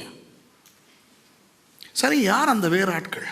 හරි, කවුද මේ අනිත් කට්ටිය? Who are those other people? நீங்கள். நீங்கள். ஏசாயா 61:1-2 சொல்லப்பட்டது யூதர்களுக்காக. யெசாயா 61:1-2 කිව්වේ යුදෙව්වන්ට. ஆனால் இயேசு அதை எடுத்து හැබැයි යේසුස් වහන්සේ ඒක අරගෙන புறஜாதியாராகிய எங்களுக்கு கொடுத்து விட்டார். අන්තිය ජාතින් වෙන අපිට ඒක දුන්නා. Isaiah 61 was a prediction for the Jews, but Jesus took it and he gave it to the heathens. அன்பானவர்களே, ප්‍රේමවන්තනි, இயேசு அன்றைக்கு அந்த ஜெப ஆலயத்திலே அதை செய்தபடியால் தான் යේසුස් ක්‍රිස්තුස් වහන්සේ යාඥා ගෘහයේදී එදා ඒක කළ නිසා තමයි இன்றைக்கு நானும் நீங்களும் கிறிஸ்தவர்களாய் இருக்கிறோம். අද දවසේ ඔබත් මත් කීතුරුවම් විදියට ඉන්නේ. It was because what Jesus did there that you and I are Christians today. இல்லாவிட்டால் நாம் யார்? එහෙම නැති වුණා නම් අපි කවුද? 1505ஆம் ஆண்டு வாஸ்கோட காமா கத்தோலிக்கத்தை இங்கே கொண்டு வந்தான். வாஸ்கோட காமா ගෙනාවා කිතුණු ඇදහිල්ල, කතෝලික ඇදහිල්ල ලංකාවට 1505. In 1505, Vasco da Gama brought Christianity in the form of Roman Catholicism to Sri Lanka. Prior to which we were all animists. அதற்கு முன்னர் நம்முடைய மூதாதையர்கள் என்னத்தை கும்பிட்டு கொண்டிருந்தார்கள்? ඊට කලින් අපේ මුතුන් මිත්ත මොනවද වැඳගෙන හිටියේ? சூரியன், சந்திரன், மலைகள், ஆறுகள், கல்லு, மண்ணு. ඉරට, හඳට, ගස් කොළන් වලට, කඳු වලට. யாராவது நமது மூதாதையர்கள் කවුරු හරි අපේ මුතුන් මිත්තෝ இஸ்ரவேலின் தேவனை அறிந்திருந்தார்களா?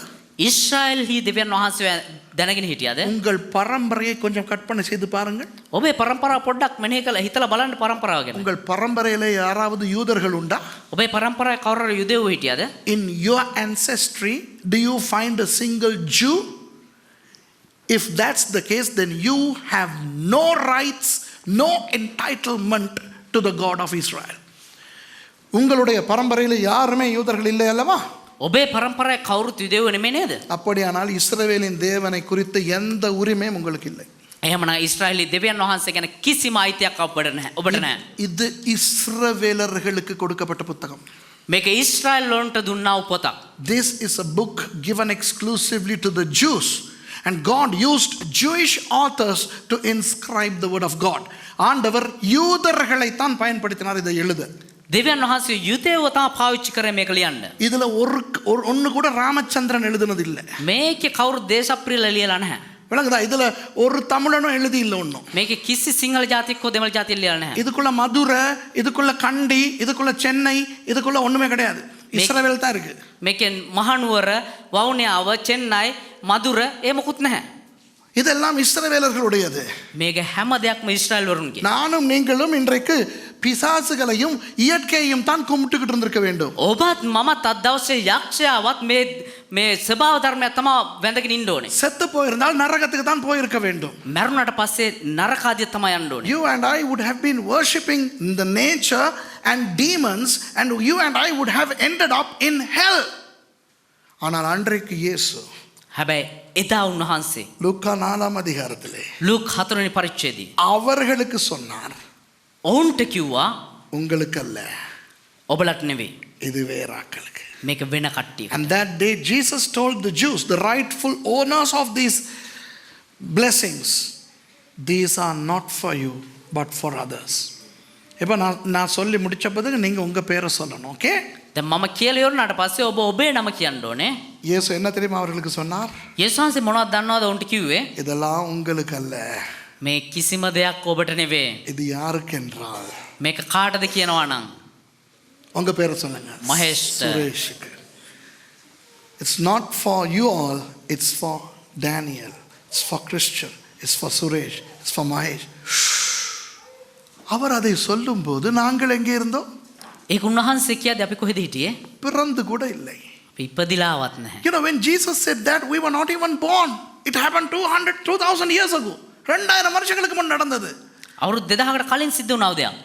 நாம் பிறப்பதற்கு முன்பதாக මම ඉපදෙන්න කලින්ම இயேசு நம்மை பற்றி அங்கே பேசுகிறார். යේසුස් වහන්සේ මම ගැන අපි ගැන ඒ ස්ථානයේ කතා කරනවා. சரி, நாம் பிறந்த பிறகாவது, මම ඉපදුනාට පස්සේවත් இப்பவாவது දැන්වත් எங்களை பற்றி பேசுகிற அளவுக்கு யாராவது நல்லவங்க இங்க இருக்கிறீங்களா? අපි ගැන කතා කරන තරමට කවුරු හරි මේ හොඳ යහපත් කෙනෙක් ඉන්නවද මේ? சொல்லுவோமே, இப்போ இது நடக்கிறது என்று லூக்கா 4 அதிகாரம் இப்போ இஸ்ரவேலிலே நடக்கிறது என்று வைத்துக் கொள்வோமே. අපි හිතමු මේ ලූක් 4 වෙනි පරිච්ඡේදයේ සිද්ධ වෙන දේ දැන් ඊශ්‍රායෙල් වල සිද්ධ වෙනවා කියලා. Let's hypothesize that Luke 4 is happening right now in Israel.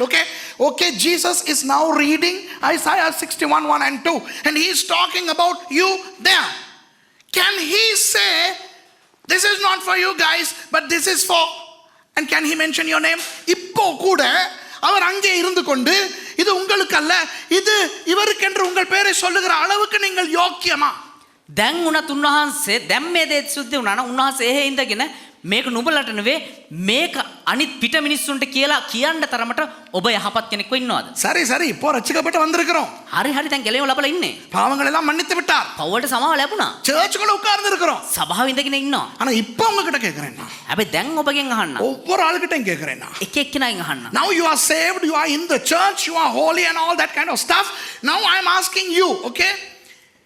இப்ப கூட இப்ப நீங்க இருக்கிற இந்த லெவல்ல දැන් ඔබ මේ ඉන්න තත්වයේ උඩ இப்ப கூட இயேசு அவங்கள பார்த்து දැන් උනත් යේසුස් වහන්සේ ඒගොල්ලෝව බලලා இது உங்களுக்கு இல்லடா, මේක ඔබ ඔයගොල්ලන්ට නෙවෙයි, ஏனோக்குக்கு, මේක ඒනොක්ට, නිරෝෂිට, දෝනිට, රොහාන්ට, மத்த රොහාனுக்கு, අනිත් රොහාන්ට, කාන්තිට, மெத்தாவுக்கு, මෙත්තට, சுரேஷுக்கு, සුරේෂ්ට, காமினிக்கு, ගාමිනීට, சொல்லக்கூடிய லெவல்ல இங்க யாராவது இருக்கிறீங்களா?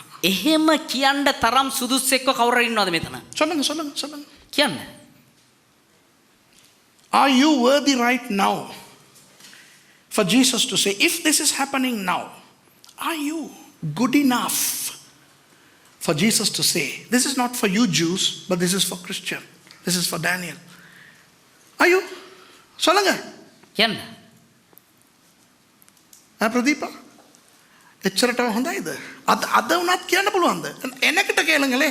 මගෙන් අහන්නකෝ. No. පාස්ටරෙන් අහන්නකෝ. நான் ஊழியம் செய்கிறேன். මම සේවය කරනවා. நான் பாஸ்டர். මම පාස්ටර්. நான் பைபிள் ஸ்கூல் பிரின்சிபல். මම බයිබල් විද්‍යාලයේ විදුහල්පති. ஆனால் හැබැයි யூதர்களுக்கு போய் යුදෙව්වන්ට ගිහිල්ලා உங்களுக்கு இல்லை, இது சுரேஷுக்குன்னு சொல்ற அளவுக்கு நான் இன்னும் இல்லை, என்னைக்குமே நான் இல்லை சாமி. ඔබට නෙවෙයි මේක මහේෂ්ට සුරේෂ්ට කියන තරමට මම කවදාවත් නැහැ ස්වාමී. ராஜா வாங்க, எனக்கு என்ன plan? Tushar, Danny, pastors, Mahesh புலுவாந்து இல்லை இல்லை, சீரியஸ் சீரியஸ் சீரியஸ். நீங்கள் நினைக்கணும், இப்போ நினைக்கிங்க கர்த்தருக்கு முன்னால் இயேசுக்கு என்ன நடந்துச்சு உங்களாலன்னு நான் சொல்லிக் கொடுக்க போகிறேன். දෙවියන් වහන්සේ ඉදිරියේ යේසුස් වහන්සේට මොනවද උනේ ඔබ නිසා කියලා කියලා දෙන්නන්නේ. அதாவது உங்களால இயேசுக்கு என்ன நடந்துச்சுன்னு நான் சொல்லிக் கொடுக்க போகிறேன். ඒ කියන්නේ ඔබ නිසා යේසුස් වහන්සේට මොනවද උනේ කියලා කියලා දෙන්නන්නේ. I'm going to teach you what happened to Jesus because of you. Because of you. உங்களால. ඔබ නිසා. எல்லாம் சொல்லுங்க. හැමෝම කියන්නේ. என்னால சொல்லுங்க. මන් නිසා. என்னால இயேசுவுக்கு என்ன நடந்துச்சுன்னு நான் கேட்க போறேன் இப்ப. சொல்லுங்க. මන් නිසා යේසුස් වහන්සේට මොනවද උනේ කියලා මම අහන්න යනවා කියලා දැන් කියන්නේ. சொல்லுங்க சொல்லுங்க சென்டென்ஸ். සිංහලෙන් කියන්න. මම නිසා යේසුස් වහන්සේට මොනවද සිද්ධ උනේ? දැන් මම ඒක අහන්න යනවා. You say, okay, you say, I'm going to learn. Say, I'm going to learn. What happened to Jesus because of me? இந்த கிறிஸ்தவர்களுக்கு ஒரு பிரச்சனை இருக்கு. දැන් කිතුණුවන්ට එක ප්‍රශ්නයක් තියෙනවා. எனக்காக இயேசு என்ன செஞ்சார்? මං වෙනුවෙන් යේසුස් වහන්සේ මොනවද කරේ? சிலுவையில மரிச்சார். කුරුසියේ මරුණා. அவ்வளவே தான். එච්චරම තමයි. அதை வச்சே ஒப்பாரி வச்சுக்கிட்டு இருப்பாங்க. எனக்காக மரித்தீரே. ඒක තියාගෙන විලාප කියන අයියෝ මන් නිසා මරුණානේ. சிலுவைக்கு போக 3 வருஷங்களுக்கு முன்பு அவருக்கு என்ன நடந்தது? எங்கள் நிமித்தம். කුරුසියට යන්න අවුරුදු 3කට කලින් උන්වහන්සේට මොනවද සිද්ධ වුනේ කියලා දැන් ඉගෙනගමු. You know, when we say what Jesus did for us, we always concentrate on the cross. Now I'm going to tell you what happened to Jesus because of us 3 years before he went to the cross. சிலுவைக்கு போக 3 வருஷங்களுக்கு முன்பு எங்களை பற்றி பேச போய் அவருக்கு என்ன நடந்தது? කුරුසියට යන්න අවුරුදු 3කට කලින්ම අපි ගැන කතා කරන්න කියලා උන්වහන්සේට මොනවද සිද්ධ වුනේ කියලා බලමු. Okay, இப்போ என்ன நடந்துருச்சு? இயேசு என்ன சொல்லிவிட்டார்? දැන් යේසුස් වහන්සේ මොනවද කිව්වේ? இது உங்களுக்கு அல்ல, මේක නුඹලාට නෙවෙයි. இது சுரேஷுக்கு. මේක මහේෂ්ට. இது உங்களுக்கு அல்ல, මේක ඔබට නෙවෙයි. இது உங்க பேரை சொல்லுங்க. உங்க பேரை சொல்லுங்க. කියන්න ඔබේ නම. இந்த டிவியில பார்க்குறவங்க சொல்லுங்க உங்க பேரை. நீங்க எங்க இருந்தாலும் பரவாயில்ல, உங்க பேரை சொல்லுங்க. உங்கனால இயேசுவுக்கு என்ன நடந்துச்சுன்னு நான் சொல்லி கொடுக்க போறேன். දැන් ටීවී එකේ බලන කට්ටිය කොහේ හිටියත් කමන්නේ මේ කියන්න ඔබ නිසා යේසුස් ක්‍රිස්තුස් වහන්සේට මොනවද සිද්ධ වුනේ කියලා දැන් ඉගෙන ගන්න යන්නේ. Even those of you who are watching online or through YouTube or whatever, I'm going to tell you what happened to Jesus because of you even before you were born. நீங்க பிறக்கிறதுக்கு முதல்ல உங்களை பத்தி பேச போய் அவருக்கு என்ன நடந்துச்சுன்னு ඔබ பாக்க போறோம். ඉපදෙන්න කලින් ඔබ ගැන කතා කරන්න කියලා උන්වහන්සේට මොකද වුනේ කියලා බලමු. 28வது வசனம். 28 වෙනි පදය. ஜெப ஆலயத்தில் இருந்த எல்லாரும் இவைகளை கேட்ட பொழுது கோபமூண்டு. Verse 28. සියල්ලෝ එයාසා සිනගෝගෙහිදී ක්‍රෝධයෙන් පිරි. And all they in the synagogue, when they heard these things, were filled with wrath. Hello, கவனிங்க. හොඳට අවධානය යොමු කරන්න. ஹலோ, எல்லாம் என்ன பாருங்க. සෙරම මෙහෙ බලන්න. உங்களை பத்தி ඔබ ගැන இயேசு அங்க அவருடைய ஊர்ல சொல்ல போய் යේසුස් වහන්සේ උන්වහන්සේගේ ගමේදී කියන්න ගිහිල්ලා கொஞ்சத்துக்கு முத அவரை பாராட்டினவங்க எல்லாம் මේ ටිකකට කලින් උන්වහන්සේ වර්ණනා කරපු කට්ටිය සේරම அவருக்கு எதிராக கோபம் கொண்டு பல்ல கட்டிக்கிறானுங்க. උන්වහන්සේ ගැන ක්‍රෝධයෙන් තරහ ගිහිල්ලා දත් මිටි කනවා. You know, because Jesus talked about you, the people who were just then praising him became enraged and they were gnashing their teeth. சரியா? எழுந்திருந்து எல்லாம் எழும்புறான். கோபம் அடைஞ்சு 29வது வசனம் எழுந்திருந்து. 29 පදේ නැගිට. And they rose up. My goodness, usually they rise up to read the word in synagogue, but now they are rising up to do something to this man Jesus. வழக்கமாக ஜெபத்துக்கு எழும்புகிறவர்கள் පුරුදු විදිහට යාඥාව නැගිටින කට්ටිය இப்போ இயேசுவை ஒரு வழி பண்ண எழும்புகிறார்கள். எப்படி எழும்பியிருப்பாங்க? යේසුස් ක්‍රිස්තුස් වහන්සේට මොන හරි කරන්න ඕන කියලා නැගී සිටිනවා. எல்லாம் இப்படி தானே உட்கார்ந்துருக்கிறாங்க. දැන් මෙහෙමනේ ඉඳගෙන ඉන්නේ. நல்லா பாருங்க, எல்லாரும் பின்னுக்கு இருக்கிறவங்க எலும்பி சரி பாருங்க. හොඳට බලන්න පිටිපස්ස කට්ටිය නැගිටලා හරි බලන්න. இப்போ இயேசுவை அப்படி ஆச்சரியமா ஆசையா பார்த்தவங்க, දැන් යේසුස් ක්‍රිස්තුස් වහන්සේ දිහා මෙහෙම ආසාවෙන් පුදුමෙන් බලපු කට්ටිය எங்களை பத்தி இயேசு சொன்ன உடனே දැන් අපි ගැන යේසුස් වහන්සේ කිව්ව ගමන් அவங்களுக்கு அடே நமக்கு இல்லையே இது, ඒගොල්ලන්ට අඩේ මේක අපිට නෙමේද? எவனையோ பத்தி பேசுறானேன்ட்டு කවුරෝ ගැනද මේ කතා කරන්න කියලා. You know, when they were seated like this in the synagogue, and when Jesus started talking about us, the Jews were so angry that these promises were not for them. They started to get up like this. இப்படி எழும்ப ஆரம்பிச்சாங்க. මෙහෙම කියලා ධම්මටි කාගෙන නැගිටිනවා. வழங்குதா? எழுந்திருந்து එහෙම නැගිටලා பாருங்க, அவரை ஊருக்கு புறம்பே தள்ளி, උන්වහන්සේ නුවරින් පිටතට දමා. வா வா இங்க வா, தள்ளி ஊருக்கு புறம்ப தள்ளி. எப்படி தள்ளி? නුවරින් පිට කොහොමද තල්ලු කරන්නේ? வாங்க, මෙහෙමද මේ එන්න கால் எடுத்து வைங்க, காலை கவனம், இப்படியா தள்ளி கொண்டு போவாங்க? මේ පරිස්සමෙන් කකුල තියන්න. ඔහොමද තල්ලු කරන්නේ? தள்ளினா எப்படி? තල්ලු කරන්නේ කොහමද? தம்பி, நீ இயேசுக்காக எந்த ஒரு வேதனையும் அனுபவிக்க தயார் தானே? You know, how did they push Jesus away? தள்ளி எழும்புடா எழும்புடா எழும்புடா எழும்புடா எழும்புடா. சரியா? මේ විදිය තමයි යේසුස් වහන්සේ තල්ලු කරලා ගහලා එපා කරලා අයින් කරේ, තල්ලු කරේ. உட்காருங்க. தேங்க்யூ. கவனிங்க, நான் ரொம்ப மைல்டா, ஏன்னா அவன் ஸ்டூடெண்ட். நாளைக்கு டிவியில் போட்டு காட்டுறானுங்க, பாஸ்டர் பிலிவரை அடிக்கிறான்னு போட்டுருவாங்க. ඒ කියන්නේ මේක මේ YouTube එකේ දාන නිසා හරි හිමීට දැන් මොකද පාස්ටර් ඇවිල්ලා මේ බිලියර්ස්ලාට ගහලා පන්නනවා කියලා කියයි. You know, if I do it the right way, these fellows will put on YouTube and say, look at a pastor who is bashing the believers, and thrust him out of the city. Thrust him out. கழுத்தை பிடிச்சி வெளியே தள்ளுறாங்க. Hello, බෙල්ලෙන් අල්ලලා එළියට තල්ලු කරනවා. என்னத்துக்கு? මොකටද? தாங்கள் ஊர் கட்டப்பட்டிருந்த செங்குத்தான மலையின் சிகரத்திலிருந்து அவரை தலை கீழாய் தள்ளிவிடும்படிக்க அவ்விடத்துக்கு கொண்டு போனார்கள். උන්වහන්සේ පහතට හෙළන පිණිස තමුන්ගේ නුවර ගොඩනගන ලද කන්ද අද්දට ගෙන ගියෝය. And led him onto the brow of the hill whereon their city was built, that they might cast him down headlong. எவ்வளவு பாவம் அந்த இயேசு. කොච්චරත් පව් යේසුස් ක්‍රිස්තුස් වහන්සේ. அந்த மலைக்கு பேர் மவுண்ட் பிரசிபீஸ். ඒ කන්දේ නම මවුන්ට් ප්‍රෙසිපිස්. நமது சபை இஸ்ரவேலுக்கு போயிருந்த பொழுது அங்கே ஒரு ஆராதனை நடத்தினோம். ஞாபகம் இருக்கிறதா? டானி மாத்தக்கது சர்வீஸ் கத்தி Pandi, do you remember? We had a service on that Mount Precipice when we went there. අපේ කට්ටිය ගියන් පස්සේ එහේ අපේ යාඥා රැස්වීමක් තිබ්බා අපි. இன்றைக்கு அழகாக அந்த இடம் கட்டப்பட்டிருக்கிறது. අද ඒ ස්ථානයේ ලස්සනට ගොඩනගලා තියෙනවා. அந்த இடம் என்ன இடம் தெரியுமா? ඒ තැන මොන තැනද කියලා දන්නවද? மரண தண்டனை கொடுக்கும் இடம். මරණ දඬුවම දෙන තැන. That's the place where people were administered capital punishment. People were killed there. எப்படி கொல்லுவாங்க தெரியுமா? කොහොමද මරන්නේ කියලා දන්නවද? அந்த மலையின் தொங்கலுக்கு போய் இப்படி தள்ளி விட்டாங்கன்னா தலை தான் கீழே போயிட்டு முதல்ல பட்டு சாவாங்க. ඒ කන්ද මුදුනට ඒ අග්ගිස්සට ගෙනහිල්ල වෙලා තල්ලු කරා නම් පහතට වැටෙද්දි ඔළුව තමයි ගිහිල්ලා වදින්නේ. அன்பானவர்களே, ප්‍රේමවන්තයනි, உங்களை பற்றி என்னை பற்றி தனது ஊரில் இயேசு பேச போய் ඔබ ගැනත් මං ගැනත් තමුන්ගේ ගමේදී යේසුස් ක්‍රිස්තුස් වහන්සේ කතා කරන්න ගිහිල්ලා அவருடைய அந்த மக்கள் அவரை கொலை செய்ய தள்ளி கொண்டு போகிறார்கள். උන්වහන්සේගේම ජනතාව උන්වහන්සේ මරන්න තල්ලු කරලා අතාරිනවා. Because Jesus spoke about you and I in his hometown, his own people took him to be killed from that gruesome place. அடுத்த வசனத்தில் வாசிக்கிறோம். ඊළඟ වචනේදී කියවනවා இயேசு அவ்விடத்தை விட்டு மறைந்து போய்விட்டார். උන්වහන්සේ ඔවුන්ගෙන් මග හැරිලා ගියා කියලා. உங்களுக்கு சொல்லவா ஒரு ரகசியத்தை? ඔබට කියන්න දෙක රහසක්. அதற்கு பிறகு இயேசு நாசரேத்துக்கு போகவே இல்லை. ඊට පස්සේ උන්වහන්සේ නාසරෙත් වලට ආවෙම නැහැ. You know, he never ever went to Nazareth afterwards. Never. அதுக்கு பிறகு போகவே இல்லை. ஏன் போகல? ඊට පස්සේ ගියම නැහැ. கொல்லுவாங்கன்னு பயந்தா? මරයි කියලා බයටද? இல்லை. නැහැ. அவ்வளவு ஒரு வேதனை. එච්චර වේදනාවක්. யார் அவரை கொலை செய்ய கொண்டு போனவர்கள்? කවුද උන්වහන්සේ මරන්න එක්කන් ගියේ? நாசரேத் எப்படிப்பட்ட ஒரு நகரம்? නාසරෙත් කියන්නේ කොයි වගේ නගරයක්ද? Who went to kill him? What sort of a town was Nazareth? It was a small town.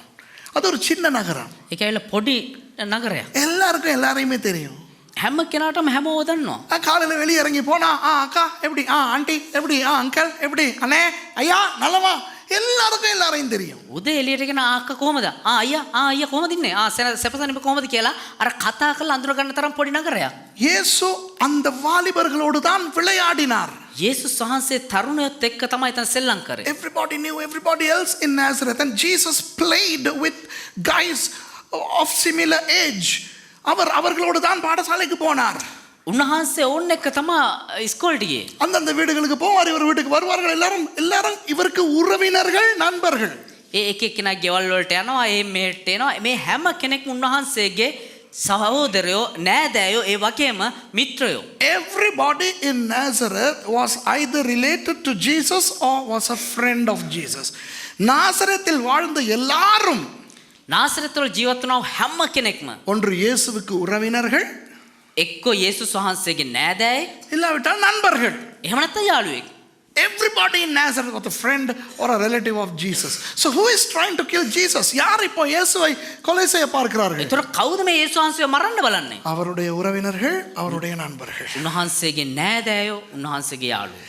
எந்த அளவுக்கு இயேசுவுக்கு உடம்பு வலியை விடுங்க, தள்ளி அடிச்சு கொண்டு தான் இழுத்து கொண்டு போனார்கள். ඇඟේ වේදනාව අතරින්ද උන්වහන්සේට ගහලා තල්ලු කරගෙන තමයි එක්කන් ගියේ. முதல்ல என்ன சொன்னேன்? 40 நாள் உபவாசம் இருந்து மெலிந்து போய் ஆவியின் பலத்தில் வந்திருக்கிறார் பாவம். කලින් මොනවද කිව්වේ? මේ අවස් 40ක් निराහාරව ඉඳලා ආත්මයන් වහන්සේගේ බලයෙන් තමයි මේ ස්ථානට එන්නේ. இன்னும் அவருக்கு உடம்பிலே தெம்பு கூட திரும்ப கிடைத்திருக்கவில்லை.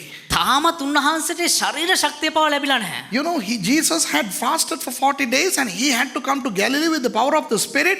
Still he has to regain his physical strength and stamina. He's still weak to a certain extent.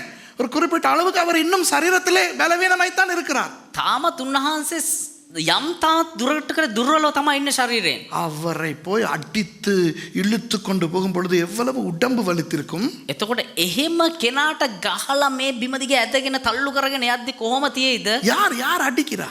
කවුද මේ ගහන්නේ? மச்சான் மச்சான்னு பழகுனவே, මචං කියලා පුරුදු මේ හිටපු කට්ටිය, தம்பின்னு சொன்னவே, මල්ලී කියපු කට්ටිය, இவர் வாசிக்கும் போது கௌரவமா பார்த்தவே, මෙයා කියවද්දි තා ගෞරවයෙන් බලපු කට්ටිය, இவர் யாரெல்லாம் அங்கிள் மாமா மாமின்னு கூப்பிட்டாரோ அவங்க, මෙයා කාටද නැන්දේ මාමි කියලා කතා කරේ ඒගොල්ලෝ, யாரோட நல்லா பழகுனாரோ அவங்க இவரை அடிச்சு இழுத்துட்டு போகும்போது உடம்பு வலி, மனசு எப்படி வலிச்சிருக்கு. කාගෙත් එක්කද සමීපව ආශ්‍රය කර ඒගොල්ලෝ ගහලා තල්ලු කරන් ඇදගෙන යද්දි කොහොම තියෙයිද මනසේ වේදනාව. So when his own people were abusively dragging him, thrusting him out to Mount Precipice, how much of physical pain plus emotional pain would Jesus have endured for us? யோசிச்சு பாருங்க பாப்போம். හිතලා බලන්න පොඩ්ඩක්. அதற்கு பிறகு அந்த 3 வருஷ ஊழிய காலத்திலே ඊට පස්සේ ඒ අවුරුදු 3මාර සේවයේ பக்கத்தில் இருந்த தாபோர் மலைக்கு வந்தார். තාබොර් කන්දට ආවා ළඟ තියෙන. மெகிடோ பள்ளத்தாக்குக்கு வந்தார். මිගිදොන් මිටියාවතට ආවා. நாயின் ஊருக்கு வந்தார். நாயின் කියන ගමට ආවා. அந்த எல்லா இடங்களிலிருந்து நாசரேத்து பார்க்க தெரியும்.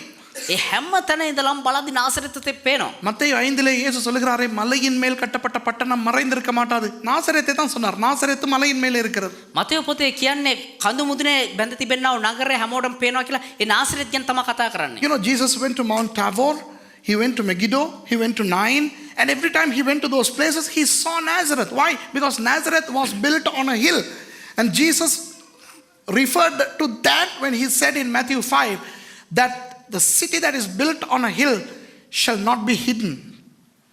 பார்க்க எவ்வளவு வேதனையா இருந்திருக்கும். බලන්න කොච්චර වේදනාවක් වෙන්නද ඒක. இப்ப நான் பிறந்து வளர்ந்தது சுதுவும் போல. දැන් පාස්ටර් ඉපදිලා හැදිලා වැඩිනේ සුදුහුම්පල. என்னை யாருமே சுதுவும்பலிலிருந்து அடித்து துரத்தவில்லை. කවුරුත් මාව සුදුහුම්පලෙන් ගහලා පැන්නුවේ නැහැ. ஆனால் இப்போ நான் சுதுவும்பலைக்கு போகும் பொழுது මම දැන් සුදුහුම්පලට යද්දී நிறைய வெளி ஜனங்கள் அங்கே வாழுகிறபடியினால் එහෙ බොහෝ පිටස්තර මිනිස්සු දැන් ඇවිල්ලා ජීවත් වෙන නිසා அங்கே போகும் பொழுது அங்கு இருப்பவர்களுக்கு என்னை தெரியவில்லையே என்று நினைக்கும் போதே வேதனையாக இருக்கிறது. ඒ ඉන්න කට්ටියන්ට දැම්මාව අඳුරන්නේ නෑනේ, දන්නේ නෑනේ කියන එක හිතද්දිත් මට වේදනාවක්. கொஞ்சம் யோசிச்சு பாருங்க உங்க கிராமத்தை பத்தி. පොඩ්ඩක් හිතලා බලන්න ඔබේ ගම ගැන. Imagine when you go back to the place where you grew up and when you find people who no longer know you, how nostalgically sad would you be? இப்போ பாருங்க சுதும்பலுக்கு நான் போகும் பொழுது දැන් පාස්ටර් සුදුම්පලට යද්දී ஒரு கட்டடம் ஒன்று கட்டிக்கிட்டு இருக்கிறான். එක ගොඩනැගිල්ලක් ගොඩනගාගෙන ඉන්නවා. நான் மேர்சி கிட்ட சொன்னேன், பாஸ்டர் ராஜாவுக்கு தெரியும் நான் என்ன பேசுறேன்ட்டு. மேர்சி கிட்ட நான் சொன்னேன், සහෝදරි මර්සිට කිව්වා ஐயோ நாங்கள் விளையாண்ட வயல்ல பில்டிங் கட்டி வச்சிருக்கான்ட்டு. අයියෝ අපි සෙල්ලම් කරපු කුඹුර තමයි මේ මෙහෙම කරලා තියෙන්නේ කියලා. யாராவது ஒரு பழைய ஆள் என்னை பார்த்து பாபு மல்லி அப்படின்னா பெரிய ஒரு சந்தோஷம். அப்படியே என்னைய தெரிஞ்சவன் ஒருத்தன் இருக்கிறான்டாப்பா என் ஊர்ல. இன்னும் කවුරු හරි ඇවිල්ලා ආ බබුවල්ලි කිව්වනම් එහෙම මාර සන්තෝෂ අනේ මාව දන්න කවුරු හරි ගමේ ඉන්නවනේ කියලා. என்னுடைய ஊர். ඒ කියන්නේ මගේ ගම ඒක. இவ்வளவுக்கும் சுதும்பல ஒன்றும் பெரிய நல்ல ஊர் கிடையாது. සුදුම්පල කියන්නේ හොඳ ගමක් නෙමෙයි. அது ஒரு காடையும் காவாலி என்ற ஊர். ඒකේ රස්තිය අධිකාරයෝ ඉන්න ගමක් ඒක. ஆனா என் ஊர். හැබැයි මගේ ගම. You know my village is precious to me because that's my village. And I don't want to be ostracized from my village. I don't want to be an outcast from my village. I don't want to lose my village no matter how high I become. சொல்லுங்க பாப்பா, உங்க ஊரை விட்ட உங்களுக்கு மனசு வருமா? හිතලා බලන්න ඔබේ ගමට වඩා වෙන ගමක් වෙන තැනක් ගැන ඔබට හිතට එයි. உங்க ஊருக்கு திருப்பி போகும்போது இங்க வராத வந்தா வெட்டுவேன்னு சொன்னா உங்களுக்கு எப்படி இருக்கும்? ඔබේ ගමට ඔබ යද්දි අය මෙහෙන්න ඔබ කපලා දානවා කිව්වොත් එහෙනම් ඔබට කොහොම තියේද? பாருங்க, நசரேயனாகிய இயேசு බලන්න නාසරෙත් යේසුස් ஊழியத்தை தொடங்கின ஆரம்பத்திலேயே සේවය ආරම්භ කරව කාලයේදී உங்களை பத்தி சொல்ல போய் ඔබ ගැන කියන්න ගිහිල්ලා அவருடைய ஊரையே இல்லாமக்கிட்டாரு. උන්වහන්සේගේ ගමම නැති කරගත්තා. எவ்வளவு பாவம். කොච්චර පවුද? அந்த 3 வருஷம் எவ்வளவு துக்கப்பட்டிருப்பாரு, எனக்கு இனி திருப்பி நாசரேத்துக்கு போக முடியாதேன்ட்டு. ආපහු ඒ නාසරෙත් වලට යන්න බෑනේ කියලා ඒ අවුරුදු 3ේදී කොච්චර දුක් වෙන්නේ නැද්ද? ஏன் அவர் திரும்பி போகவில்லை தெரியுமா? ඇයි දන්නවද උන්වහන්සේ ආපහු හැරිලා ගියේ නැත්තේ නාසරෙත් වලට? அவர்கள் அவரை கொலை செய்ய கொண்டு போன விதம் அவ்வளவு மனதுக்கு வேதனையை தந்தது அவருக்கு. උන්වහන්සේ මරන්න ඒ මිනිස්සුවේ ඇතන් ගියපු විදිය එතරම් වේදනා සහගත වුණා. இனி நான் போக மாட்டேன். මං අයන්නේ. Do you know why Jesus did not go to Nazareth thereafter? Because he was so emotionally sad the way they treated him. All because of he talking about you. நம்முடைய நிலைமை என்ன? අපේ තත්ත්වය මොකද්ද? இவ்வளவு எங்களுக்காக தனது ஊரை இயேசு பகைத்துக் கொண்டார். අපි වෙනුවෙන් යේසුස් ක්‍රිස්තුස් උන්වහන්සේ ගමම නැති කරගත්තා. சில பேர் தங்களுடைய நண்பர்களுக்காக இயேசுவையே விட்டுறாங்க.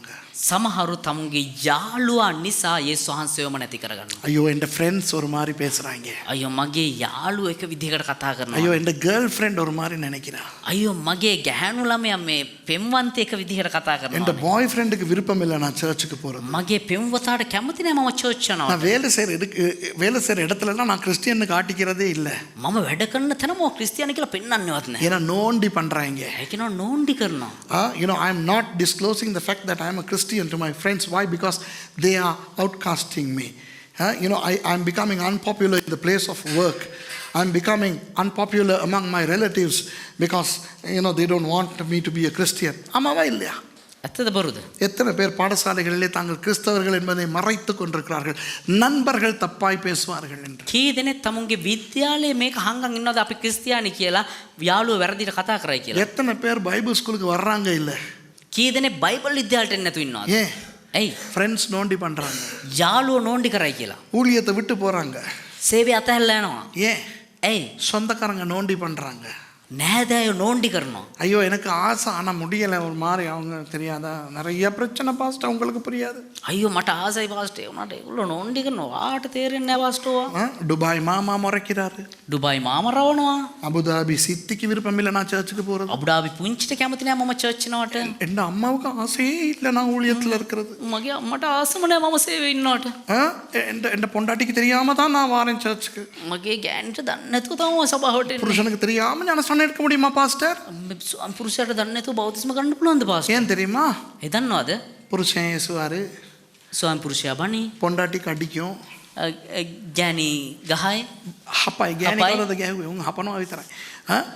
බැන්දි නෑනේ මට දන්නේ නැහැ. அப்புறம் நண்பர்கள் கேவலப்படுத்துவார்கள். යාළුවෝ නෝන්ඩි කරයි. விளங்குதா? சொந்தக்காரன் ஒரு மாதிரி நினைப்பான். නෑදෑයෝ එක විදිහකට බලයි. You know how many of us think that if I am a minister, if I go to Bible college, people are going to ostracize me. இப்போ ஒரு கேள்வி கேட்குறேன், நேர்மையாக பதில் சொல்லுங்க. එක ප්‍රශ්නයක් අහන්න කෙලින් උත්තර දෙන්න. பல வருஷங்களுக்கு முன்னர் ஆண்டவர் எனக்கு இந்த வசனத்திலிருந்து பேசினார். බොහෝ කාලයකට ඉස්සරින් දෙවදාසයාට දෙවියන් වහන්සේ මේ වචනය තුලින් කතා කරා. அன்றைக்கு நான் மாறினேன். එදා මම මාරු වුණා. அதுவரை நான் மாறி இருக்கவில்லை.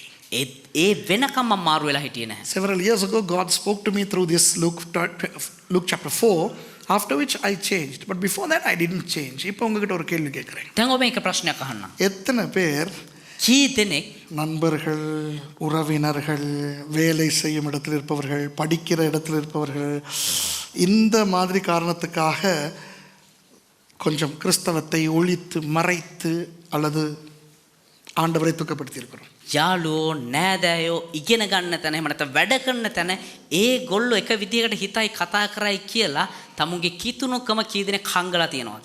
வெக்கப்படாம கை தூக்குங்க. ලැජ්ජ වෙන්න තවත් උස්සන්න.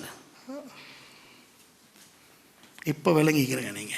දැන් තේරුම් ගන්න ඔබ. உங்களுக்காக ඔබ උදෙසා இயேசு தனது உறவினர்கள், நண்பர்கள், தனது ஊரையே பகைத்து கொண்டார். යේසුස් ක්‍රිස්තුස් වහන්සේ තමුන්ගේ නෑදෑයන්, තමුන්ගේ මිතුරුන්, තමුන්ගේ ගමම අතහැරියා.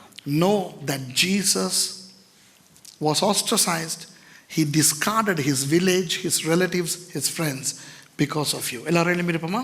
සියදෙනා නැගී සිටිමුද? ஆண்டவருக்கு சொல்லுவோம், දෙවියන් වහන්සේට කියමු, ஆண்டவரே, ස්වාමීන් වහන්සේ நான் வேலை செய்கிற இடத்துல என்னை நோண்டி பண்ணுவாங்க, මම වැඩ කරන තැන මට නෝන්ඩි කරනවා. என்னுடைய நண்பர்கள் நோண்டி பண்ணுவாங்க, මගේ යාළුවා මට නෝන්ඩි කරනවා. என்னுடைய குடும்பம் என்னை ஒரு மாதிரி பேசுது, මගේ පවුලේ කට්ටිය මට එක විදිහකට කතා කරනවා. அதனால் ඒ නිසා நான் உங்களை தூக்கப்படுத்தி இருக்கிறேன். මම ඔබ වහන්සේව දුකටපත් කරලා තියෙනවා. அப்படி எல்லாரும் கண்களை மூடிக்கொள்ளுங்க. හැම කෙනෙක්ම දැස් ඔසා ගන්න. இப்போ முதல்ல கையை தூக்க சொல்லும் போது எல்லாம் கண்ணை திறந்துருந்தீங்க. දැන් ඉස්සෙල්ලා අත උස්සන්න කියද්දි හැම කෙනෙක්ම ඇස් අරගෙන හිටියේ. Now let's close our eyes and I am going to ask if camera stick off කරන්න. எனக்கு ஏவப்படுகிற ஒரு காரியத்தை நான் சொல்ல விரும்புகிறேன். எல்லாரும் கண்கள் மூடிக்கொண்டிருங்க. හැමෝ දැස් ඔසා ගන්න. මට දැනෙන දෙයක් මම කියන්න කැමතියි. நான் நினைக்கிறேன் ஆண்டவர் தான் இதை சொல்லுகிறார் என்று. මම හිතනවා දෙවියන් වහන්සේ තමයි මේක කියන්නේ කියලා. I think God is wanting me to say these things. சில பேர் இருக்கிறீங்க, සමහරු ඉන්නවා. உங்களுடைய நண்பர்களுக்கு பயந்து ඔබේ යහළුවන්ට බයයි. சர்ச்சுக்கு போகாமல் இருந்திருக்கிறீங்க. සභාවට එන්නේ නැතුව ඉන්නවා. நண்பர்களுக்கு பயந்து යහළුවන්ට බයයි. அல்லது குடும்பத்தில் சொந்தக்காரங்களுக்கு பயந்து එහෙම නැත්නම් පවුලේ ඥාතින්ට බයයි. அல்லது உங்களுடைய அம்மா அப்பாவுக்கு பயந்து, එහෙම නැත්නම් ඔබේ දෙමව්පියන්ට බයව. அண்ணா அக்கா අයියා අක්කලා இவங்களுக்கு பயந்து, මේ අයට බයව. அதாவது அவங்க ஏசுவாங்கன்னு மட்டும் இல்லை, ඒ කියනවනේ ඒගොල්ලෝ බණින එක විතරක් නෙවෙයි. அவங்க அப்செட் ஆயிடுவாங்க, ඒගොල්ලෝ කනගාටු වෙයි. அவங்க என்னை விட்டு போயிடுவாங்க, ඒගොල්ලෝ මාව දාලා අතහැරලා දාලා යයි. ஃப்ரெண்ட்ஷிப் இல்லாமல் போயிடும், ඒ මිත්‍රකම නැති වෙයි. உறவு இல்லாமல் போயிடும். සම්බන්ධකම් නැති වෙයි. இதுக்காக சில பேர் பைபிளை ஒழிச்சிருக்கிறீங்க, මේ නිසා සමහරු බයිබලයම හංගලා තියෙනවා. சில பேர் ஜெபிக்காமல் இருந்திருக்கிறீங்க, සමහරු යාච්ඤා කරන්න නැතුව ඉන්නවා. சில பேர் பிற மத ஸ்தலங்களுக்கு போயிருக்கிறீங்க. සමහරු වෙනත් ආගමික දේවල් වලට ගිහිල්ලා ඉන්නවා. நீங்கள் பல விதத்துலையும் ஆண்டவரை தூக்கப்படுத்தி இருக்கிறீங்க. ඔබ බොහෝ ආකාරයෙන් බොහෝ කාරණා නිසා දෙවියන් වහන්සේ දුකටපත් කරමින් සිටිනවා. Many of you have hurt God by not reading the word, by not going to church, by not praising him and praying to him, because your friends may see that, your relatives may see that, and they'll think bad of you and perhaps you will lose them. சில பேர் நீங்கள் செய்கிற தொழிலோ வியாபாரமோ இழந்துருவீங்கன்ட்டு பயந்து, සමහර ඔබ කරන රැකියාව එහෙම නැත්නම් ව්‍යාපාරය ඔබට නැති වෙයි කියන බයෙන් நீங்கள் ஆண்டவரை துக்கப்படுத்துகிற காரியங்களில் ஈடுபட்டிருக்கிறீங்க. ඔබ දෙවියන් වහන්සේ දුකටපත් කරන ක්‍රියාවල් වල නිරත වෙලා ඉන්නවා. சில பேர் உங்ககிட்ட நீ கிறிஸ்டியனான்னு கேட்கும்போது සමහර වෙලාවට සමහර අයලා ඔබ කිතුණු වෙද්දි කියලා හද්දි ஆமான்னு சொல்ல துணியாமல் சிரித்து மழுப்பி இருக்கிறீங்க. ඔව් කියලා බය නැතුව කියන්නේ නැතිව hina වෙලා මග ඇරලා ඇති. சில நேரம் நீங்கள் சொல்லியிருக்கிறீங்க, இப்போ யாருக்கு ஆண்டவர் பேசுகிறாருன்னா அவங்களுக்கு தெரியும். දැන් දෙවියන් වහන්සේ කාටද කතා කරන්න කියලා ඔබ ඔබට දැනෙනවා ඇති. சில நேரம் நீங்கள் சிரித்து மழுப்பி ஆமாம் நான் கிறிஸ்டியன் தான், සමහර වෙලාවට ඔබ hina හංගන්නේ ඔබම ක්‍රිස්තුනුවේ තමා, ஆனால் நான் மற்ற அந்த கிறிஸ்டியன் மாதிரி மற்ற கிறிஸ்தவங்க மாதிரி நான் வெறி பிடிச்ச கிறிஸ்தவன் கிடையாது. ඒ වුණාට මම අර අනිත් ක්‍රිස්තියානි කරෝගේ අර දෙවියන් වහන්සේට පිස්සු හැදිච්ච කිතුණෙක් නෙවෙයි. அப்படியெல்லாம் சொல்லியிருக்கிறீங்க. එහෙම කියලාම ඇති. நிறைய துக்கப்பட்டிருக்கிறார் ஆண்டவர். බොහෝ සෙන් දෙවියන් වහන්සේ දුකටපත් වෙනවා. இப்போ நான் சொன்னது எத்தனை பேருக்கு பேசிச்சோ දැන් මම කියපු දේ කී දෙනෙකුට වැදුනද? திரும்பி சொல்கிறேன். ආපහු කියන්න. சில நண்பர்களுக்காக, உறவினர்களுக்காக, கேர்ள் ஃப்ரெண்ட் பாய் ஃப்ரெண்டுக்காக, புருஷன் மனைவிக்காக, සමහර නෑදෑයෝ, සමහර හිත මිත්‍රයෝ, පෙම්වතා පෙම්වතිය, එහෙම නැත්නම් ස්වාමි පුරුෂයා බිරිඳ නිසා சர்ச்சுக்கு போகாமல் இருந்திருக்கீங்க, සභාවට යන්න නැතුව ඉඳලා තියෙනවා. பைபிள் வாசிக்காமல் இருந்திருக்கிறீங்க, බයිබලේ කියවන්න නැතුව ඉඳලා තියෙනවා. ஜெபிக்காம துதிக்காமல் இருந்திருக்கிறீங்க, යාඥා කරන්න නැතුව ප්‍රශංසා කරන්න නැතුව ඉඳලා තියෙනවා. வேற மத ஸ்தலங்களுக்கு போயிருக்கிறீங்க, වෙනත් ආගමික ස්ථානවලට ගිහිල්ලා තියෙනවා. ஆண்டவரை துக்கப்படுத்துகிற காரியங்கள் செஞ்சுருக்கிறீங்க. දෙවියන් වහන්සේ දුකටපත් කරන දේවල් කරලා තියෙනවා. இப்போ யாருக்காவது ஆண்டவர் உணர்த்திக்கிட்டு இருக்கிறாருன்னா, දැන් කාට හරි දෙවියන් වහන්සේ ඒ හංගවනවා නම් நான் முன்னுக்கெல்லாம் கூப்பிட மாட்டேன், பயப்படாதீங்க. බය වෙන්න එපා. ඉදිරියට කාටවත් කතා කරන්න නැහැ. டக்குன்னு கையை மேலே தூக்கிட்டு கீழே போட்டுருங்க. உங்களுக்கு ටක් ගාලා අත ඉහළට උස්සලා පහළට දාන්න. ஆண்டவரே, இந்த கைகளை தூக்கினவர்களை பார்க்கிறீர்களப்பா, ස්වාමිනී, මේ දෑත් ඔසවපු අය ඔබ වහන්සේ දකිනවා අපි යන්නේ. மன்னியுங்கள், සමාව වෙන්න. மன்னியுங்கள், සමාව දෙන්න. மன்னியுங்கள். සමාව දෙන්න. இனி அவர்கள் உங்களை துக்கப்படுத்த மாட்டார்கள் என்று நம்புகிறேன். ආයේ ඔවුන් ඔබ වහන්සේ දුකටපත් කරන්නේ නැති වෙයි කියලා විශ්වාස කරනවා. எங்களுக்காக எல்லாவற்றையும் இழந்தீர்கள், අපි වෙනුවෙන් හැමදේම නැති කරගත්තා. உங்களுக்காக எதையும் இழக்க துணிவா. ඔබ වහන්සේ වෙනුවෙන් කිසි දෙයක් නැති කරගන්න බැරි නැහැ අපිට. Lord, you have lost a lot for us, so we dare sing that we don't mind losing anything for you, Lord. You are the best, we need you. எங்களுக்கு நீங்கள் வேண்டும் ஆண்டவரே, ඔබ වහන්සේ අපිට ඕනේ ස්වාමිනී. இயேசுவின் நாமத்திலே. යේසුස් වහන්සේගේ නාමයෙන්. Amen. ආමෙන්.